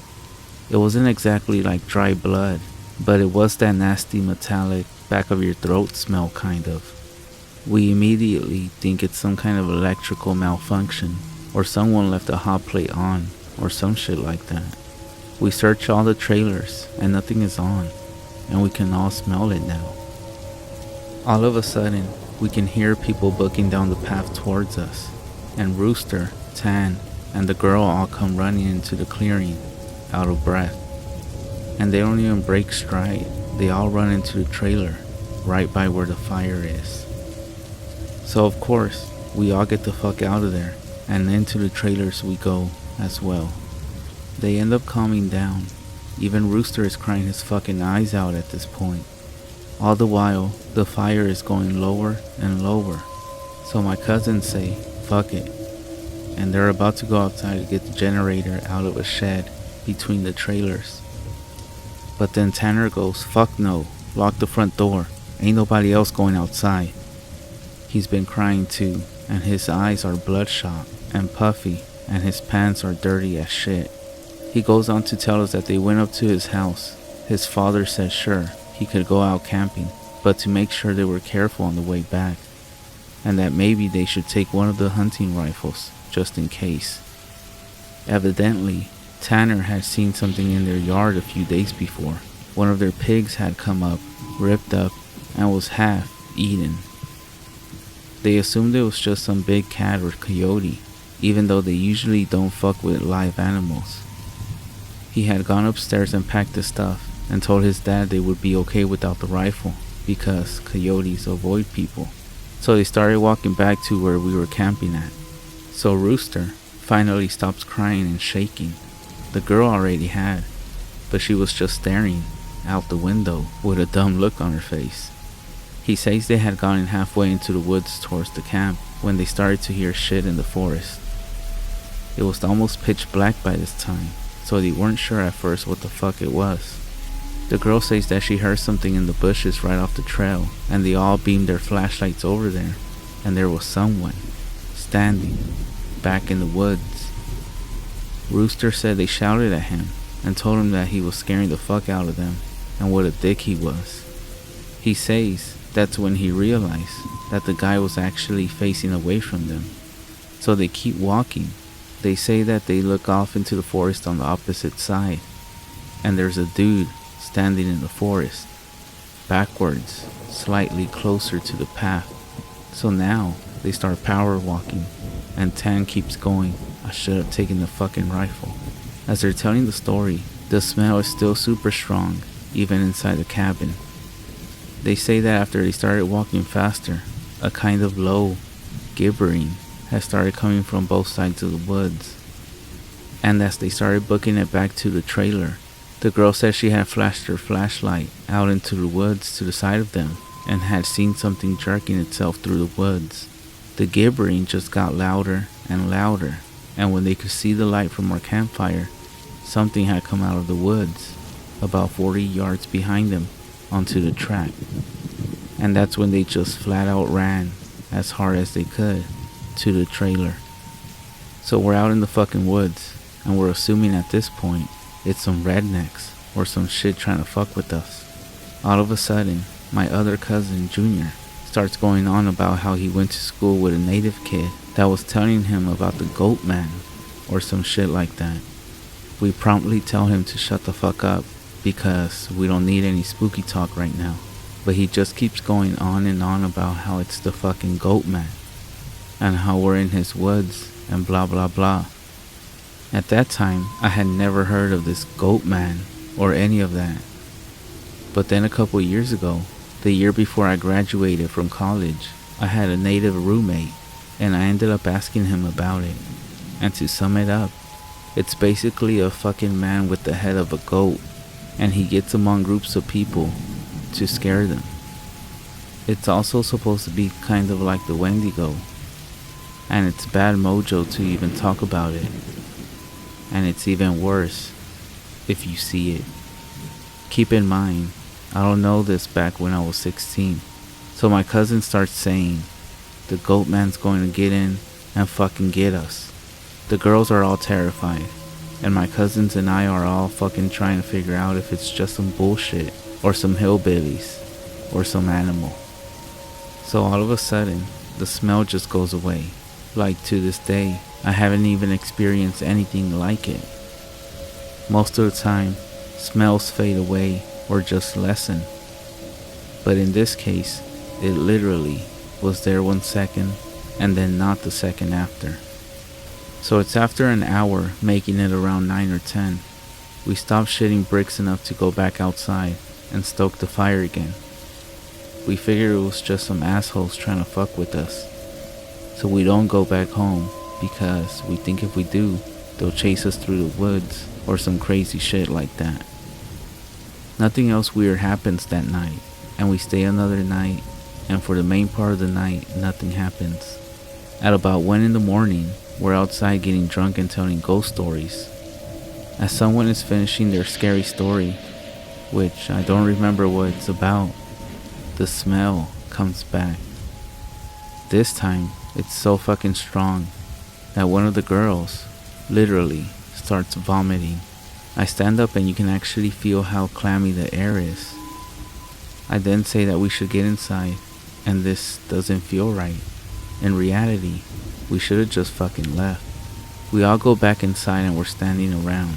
My cousin just keeps going on about how it's the goat man, and my cousin Rooster keeps trying to shut him the fuck up, and all the while I'm just feeling that something is wrong. and I can't figure out what the fuck it is. We end up sitting in there for a while. The smell is just as strong, and we're terrified and all huddle in this camper. We end up cooking brats for everybody because nobody wants to go outside. It's one of those packs with 4 brats. We have a total of 3 packs. I grill them up on the stove and give everybody a hot dog. I get mine, and after a while, one of my cousins gets up and goes over to the pot to get another one. He starts grumbling about how I get 2 brats and everybody else only got 1. And I look at him like he's fucking stupid. I tell him that everybody only got 1 because there were only 12 brats. If he wants more, he should open up a new pack and cook some more. That's when the girl that had been out with Rooster and Tan just starts screaming, "Oh Jesus, oh Lord, get it out." She's crying and shivering, and then it dawns on the cousin standing up what the fuck is wrong. Me and him both glance around the room, and then I feel my heart fucking sink. I run the fuck out of the cabin, and the girl runs out with us. The trailer door is banging against the side of the trailer as everybody books out of the cabin. One of my cousin's friends then asks what the fuck was wrong. I start counting all of us, and there's only 11 of us now. I shit you not, my cousin verified. There had been 12 people in the cabin, but being that everybody didn't really know each other well, nobody had really noticed the whole fucking time that there was an extra person. And then I realized earlier that I had kind of noticed something was off. You know how when you're just dicking around having a good time, that you don't sweat the smallest shit, and you don't always keep track of certain stuff? I'm dead sure that someone else had been in the trailer with us, and that they had been there for at least a fucking day, eating with us. What makes it worse is, I could figure out which one, because I don't think anyone ever actually interacted with the other person / the goat man. The girl kept praying to Jesus, and we're all sitting outside. Eventually, we get big ass sticks and go back in the cabin, but there's nobody in there. We count again, and there's 11 people. We go back into the trailer and lock the door. We explain what the fuck happened, and the girl says that she also realized, and that when he was about to say something, the person sitting next to her had grabbed her leg hard and leaned over towards her and said something she couldn't understand. So we are pretty much scared as fuck as we huddle together, and I fall asleep. When I wake up, the sun is just coming up, and half the people are asleep, and the other half are packing our shit up. We all want to walk back home, but like 4 people want to stay until the sun is all the way up, and some people think that we're just fucking around and still want to stay there. I just want to get the fuck out of the woods, to be honest. The girl's name was Kiera, the one that the goat man had touched. Anyways, I asked her if she really thinks it was something bad, and she says that she just wants to go home and she doesn't want to be out in the woods alone for another night. So we decide to split up. The 4 that want to go can go, but I have to stay because I have the keys to the cabin, and it's my uncle's and I have to lock up. I'm super pissed off at this point because I feel like people aren't taking the shit seriously, and I definitely didn't want to be out in the woods for another night. I spend the rest of the day trying to convince the rest of the people, which is now 4 girls and 4 guys, to get the fuck out. Tanner leaves with them to go get a rifle and says he's going to be back. So now there are just 7 of us left by 4 p.m. At around 5 p.m. he hasn't made it back yet, and we're getting extremely fucking nervous. And the only reason I stopped begging them to go back was because he went to go get a gun. It's about 5:30 p.m. or so when the one cousin that did stay says that the girl Kiera is outside. We all look outside, and sure enough, she's standing by the fire pit with her back to the cabin. I'm thinking to myself, if she was so fucking scared, why the hell would she come back? And then I get this nasty feeling in my gut. Keep in mind, the whole time the coppery smell has been gone. Now I realize I can smell just a little bit of it. I say this to the rest of them and everybody. And these are the people that wanted to stay in the fucking woods after we had the goddamn goat man in our midst. Is laughing at me and asking if I set this up to scare them. I'm looking at them like I'm not fucking bullshitting you all right now. I then demand to know why the fuck would I play like that. So one of the girls, goes outside to get Kiera. She gets halfway to her and stops cold. Kiera starts heaving. I don't know how the fuck to describe it. Sort of like if someone with their back turned was laughing without actually making any sound. It was this fact that made me realize there was not a fucking sound in the whole woods. It was dead silent. This was like later in September, so it was still fairly hot at the time, but it was super chilly some days too, and you could usually hear some big ass geese honking or some kind of birds or squirrels chit-chatting. So I step out of the door and tell her to come back in the fucking trailer. Right fucking now. She backs up into the trailer and we lock the fucking door. We pull down all the shades except one and put a guy there in the chair to watch her. She stands there for another 20 minutes or so. The guy then turns to say that she's still there, and then there's a huge fucking bang at the door. We all jump the fuck up and scramble around the living room. The banging is super fucking loud. So now my cousin is holding one of the girls and the other two are kind of giggling, nervously laughing, and me and the other two guys are shitting bricks. Then we hear Tan. He's screaming, "Let me the fuck in, stop fucking playing." So we go over to the door and open it, and he stumbles in with a rifle. There's nobody else outside. Evidently, he had walked up to the campsite. Nothing weird happened in the forest, but he had seen a girl. Mind you, he said it was not Kiera standing there. When he had gotten to the edge of the clearing, she had turned towards him with a slack-jawed look and just stared him down, slowly tracking him as he walked around the outside of the clearing towards the camp. He said it was until he was almost halfway to the trailer he had realized that she was getting closer to him. She had started off by the fire, and without him even seeing her move, she had been turning inches closer. He said he just ran the rest of the way back to the cabin, thinking it would open, and when he got to the door, it was locked. He turned, and it was about half the distance to the door. He looks around the room, and then gets super pale. He pulls me to the side and whispers in my ear, "You know there are only 7 of us in here, right?" I get that feeling where your stomach drops to your nuts. It had been back inside the trailer while we were out sorting out who was going where, and then when we all went outside to talk earlier in the day.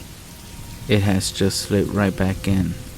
We looked out the window and there is nobody out there, so we recount everyone, and then basically I go over and ask everyone how many people were here earlier, and everybody says 8. I then say, "Well, how many are here now?"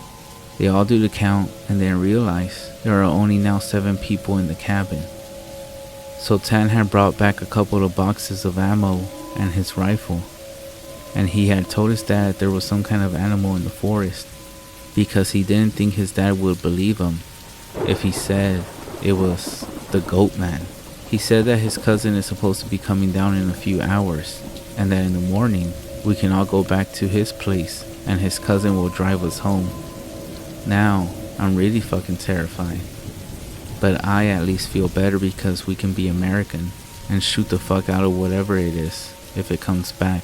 But then my cousin gets into this huge argument with one of the girls because she thinks that I'm trying to be funny and prank them, and that she's getting really scared and that I'm not funny.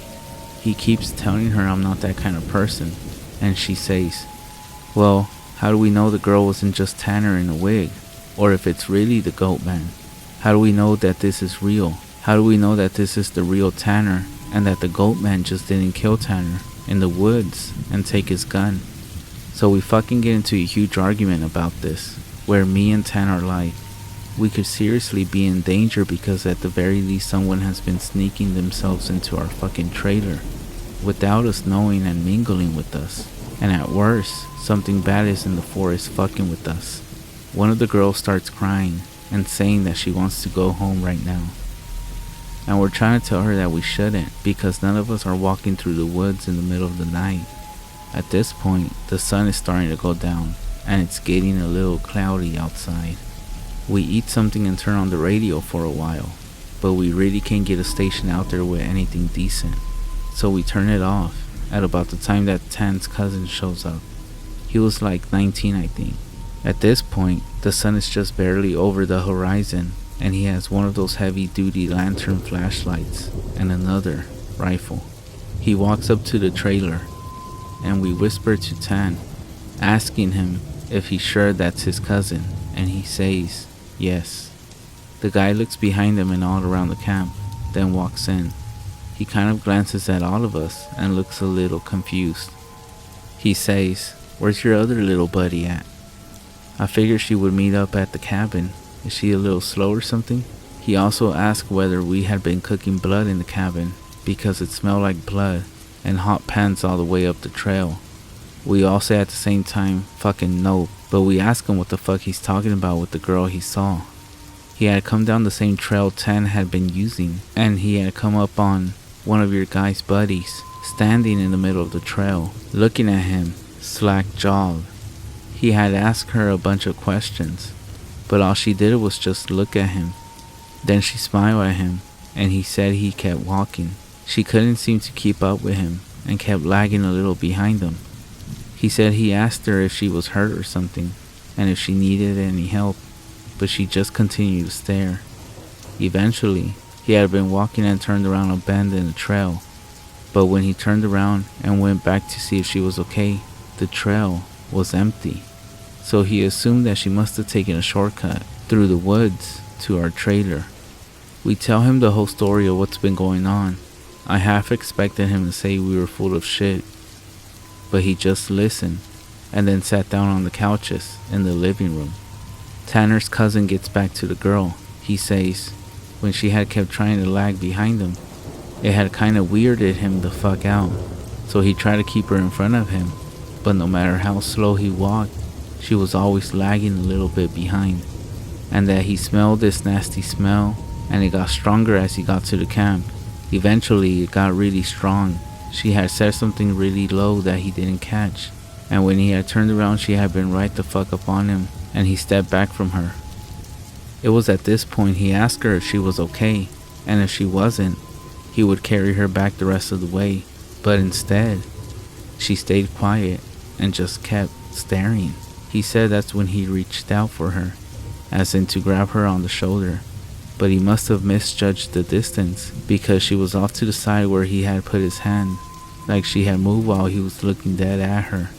So at this point, we know the shit's real, unless Tan is playing a joke, which we can tell he's not because he's almost pissing his pants. So they load up their rifles, we eat some more, and we just kinda sit around until about 11. To this fucking day, every time I think about this, I really pray to God that it's not some huge prank that my cousins played on me and just never revealed, so I was shit for the rest of my life. At around 11, the stink of copper turns into an actual nasty, gross, blood-like smell, like cooking blood and hair. Tana and his cousin Reese get the fuck up instantly and grab the rifles.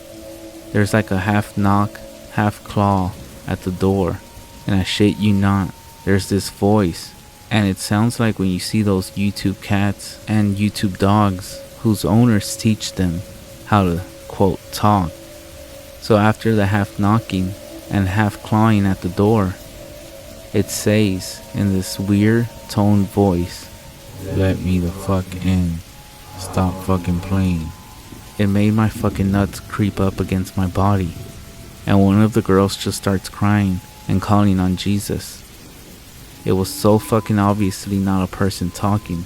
It didn't have the right cadence, and that's some shit that I never realized until that moment. But all the people have a certain cadence when they talk, no matter what language. All people have a certain kind of rhythm to talking. This shit didn't have any kind of cadence. One of those YouTube cats, that's what the fuck it sounded like outside the door. So now I'm in full on terror mode. We keep yelling outside, "Who is it? Stop fucking around, man." And just keep saying, "Let me the fuck in," for almost about 15 minutes. "Let me the fuck in. Let me the fuck in. Let me the fuck in." But if you can't imagine how this shit sounded, then you can't imagine how fucked up the whole situation was. So then the smell goes away for a while, and for the next hour or so, you can hear someone basically creeping around in the woods. Every couple of minutes, it comes back into the door and says something. Finally, when the smell fades away, it's around 2 in the morning. Reese says, "Man, fuck this," and opens the door and walks outside with his rifle. He fires a shot into the air and says something to the effect of, "In the name of Jesus Christ, go away, go away." He fires 2 more times, but then, from the woods, right up against the river, across from the trailer, there comes this sound, like a slowly gibbering and hooting sound. Then it starts screaming, and it sounds almost like a woman and a cat in a bag screaming together. Like, I seriously have never heard any shit like that. Reese fires into the tree line, and then starts backing into the house. We lock the door, and we can hear the shit keening and screaming. Reese says something had come out of the bushes, super low to the ground, and crawling towards the cabin. He had shot at it, but pretty much that was how the rest of the night went. It was literally screaming constantly for the next 2 hours, and we could hear shit moving out into the tree line, but it never came back up to the cabin until everyone had finally fallen asleep. Tan had been sitting in the chair watching the door with his rifle. Nobody else heard or saw this, and he told me 2 days later, after the whole thing was over. He said he had been nodding off after the screaming and noises finally stopped, and he had been almost asleep when he saw someone come out of the bathroom and then lay down in the middle of the floor and go to sleep. He just assumed it was one of us, and he had nodded off. Then he said he kind of realized something was wrong, and while pretending to be sleeping, he counted us. There were 9 people in the cabin. He basically didn't want to try to shoot at the fucking thing in the cabin and have it kill us all then and there, or have Reese wake up and start shooting and then we kill ourselves. So he just stayed awake all night pretending to be asleep. He said sometimes it would stand up and kind of do this weird jittery thing, or heave like it was laughing, but then it would lay back down. The story closes pretty weak, because from my perspective, nothing happened. We woke up, and I noticed that Tan was a little jittery, and that he was avoiding looking at all of us. But we ate some breakfast, packed up, and started walking to his house. He stayed last in the cabin, and he would lock up and bring me my uncle's keys to just start walking, and he would catch up, which I didn't really want to fucking do. When we got a little bit up the path, and when he came running up, basically, we just jogged back to his house. His cousin took us home. There was a window in the bathroom. We were too stupid to lock a screenless window. The window was fucking up when he went in there. Now, as you can imagine, I'm guessing it must have been doing that all night, waiting for us to fall asleep or slip up and then getting in among us. As a matter of fact, it walked with us all the goddamn way back to his house, and then he said it lagged to the back of the group and looked him dead in the eyes before walking back into the woods.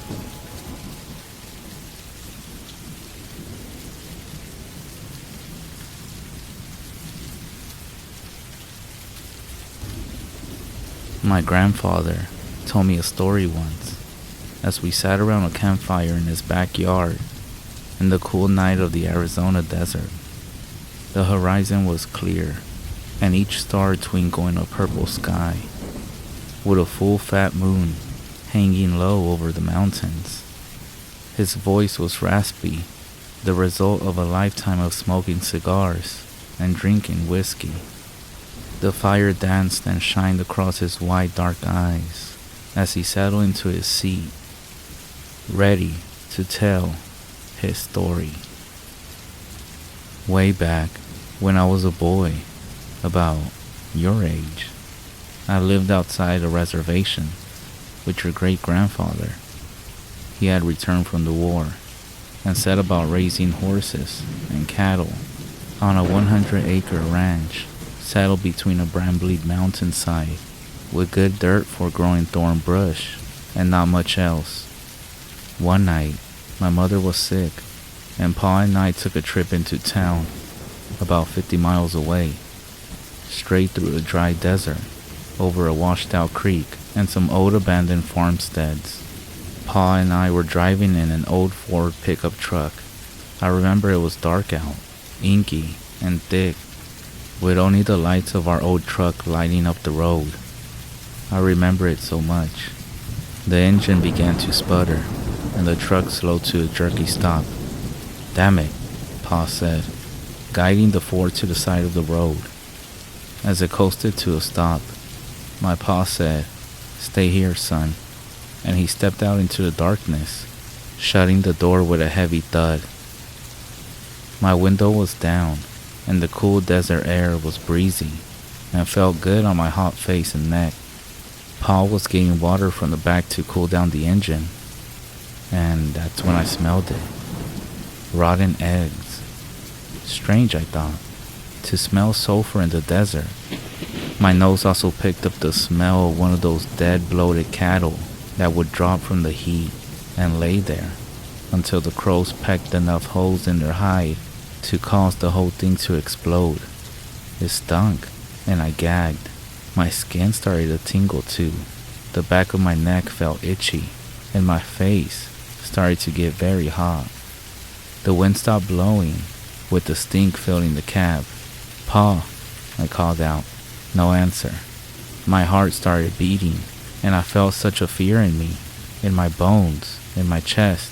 I tell you, I never felt fear like this. Not until Vietnam. Not until I saw men dying around me. I locked the door and reached over for my pa's door and saw a shadow bound across the road through both dim beams of light across the partly open hood. Grandfather paused telling the story. He spit a fat piece of tobacco to his side, and he looked very pensive into the darkness. I realized I was holding my breath and gasped for air. The night was breezy, but I was sweating and clammy. "What about your father? What did you see?" My grandfather, continuing the story, sighed. "A creature." He shook his head. "You have to understand, there were legends. Old legends. Much older than what's out there in the valley. Older still than Crazy Horse and Sitting Bull, than the old chiefs and their shamans, the Apache and Hopi and Cherokee and all them old tribes and first peoples. They told tales. They told stories about dark magic. Something about a deal made with the old spirits of blood sacrifice to gain power, old power, enough to fight each other and the Spaniards, and later the white men that came for their land and women. They called them." He paused. Grandfather took a deep breath and looked towards the fire, to the sky, the desert, the creek, the moon, the sun, and then leaned a little bit and said, "They would call them skinwalkers, old warriors, resurrected as skinless men, walking on deer legs, with the torso of a man and the head of a coyote, but they were messed up, long and disfigured, teeth like a bowie knife, long arms, and standing 7 feet tall, even hunched over. They would gut the old cowboys and white riders. They'll run through the bullets, part the Spanish armor like it was a potato sack.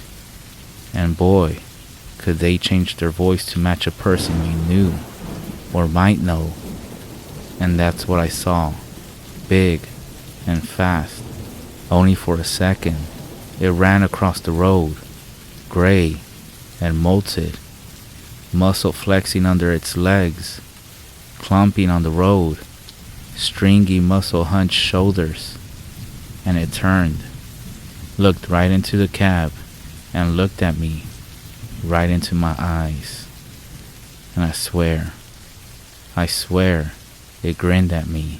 I sank into my seat. In fear, shaking, I knew my death was coming. I smelled ozone and brimstone.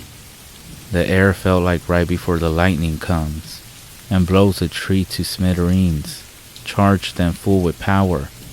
I yelled for Pa, but no words came out, just a dry squeak. I started to shake as my grandfather told his story. He was still here, so I knew he lived. But the supernatural always fascinated me, and even now, I felt the force of his words.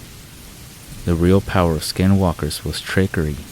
Sure, they could change their voices, but also their skin. That's why the gods took their hide, so they could take others. Not for long, the legend says, maybe an hour, before the soul of the skin that they were wearing would come looking for their mortal shell, before going to whatever hell awaited them. Even though I think that getting skinned alive was hell enough. A minute passed in what felt like a lifetime, 1 second in 1,000 years. My father's door opened, and I jerked my head to the left, putting up my hands to fend off an attack. "Son, it's me," my father said. Before climbing into the cab, he got the steering wheel and pulled himself in an awkward way, jerking himself into the seat. I cringed into the corner. I looked at him. I looked hard. Your great-grandfather was a good man. Treated me and my mom right. He fought the Nazis and saw the worst of man in Poland when he freed all those camps. And now, I was taking his measure. Is this my father? Do I make a run? Or do I die? Is it him or not?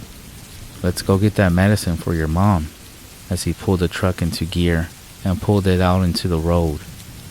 And our trip resumed. I guess it was him after all.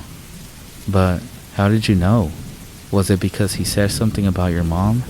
I knew, because out the window, out the corner of my eye, I saw that same beast running 50 miles an hour right next to our car, looking at me with those yellow eyes and grinning mouth. I looked and saw it, hunched and angry, running next to us. My pa kept his eyes on the road, looking straight ahead. "Son," he said, "don't look at it." That's how I knew it was my dad.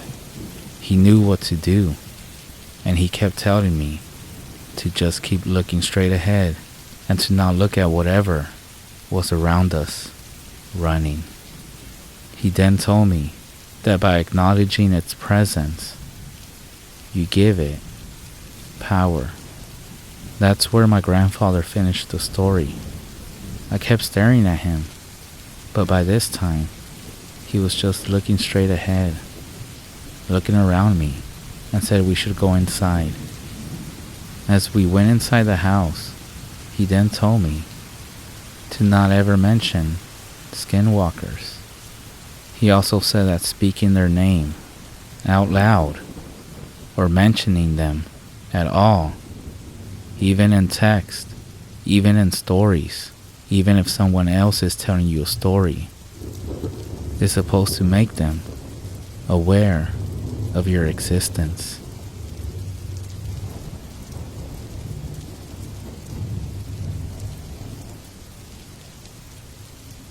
Do you love Native American legends? Have you heard of the Goat Man? No? Then please, allow me to enlighten you. I heard the legend when a power outage on our reservation made us decide to have a fire. As we all know, nothing goes better with a good fire than a good story. That's where I learned about the Goat Man. The legend goes that they shapeshift. They love human forms most of all, which is what makes them so dangerous. It's also said that if you find a bone of one, take a picture and keep it in your house. It will wait. For what though, you may ask? The answer is they wait for you to leave. Once you leave, they ransack the place until they find what you took from them.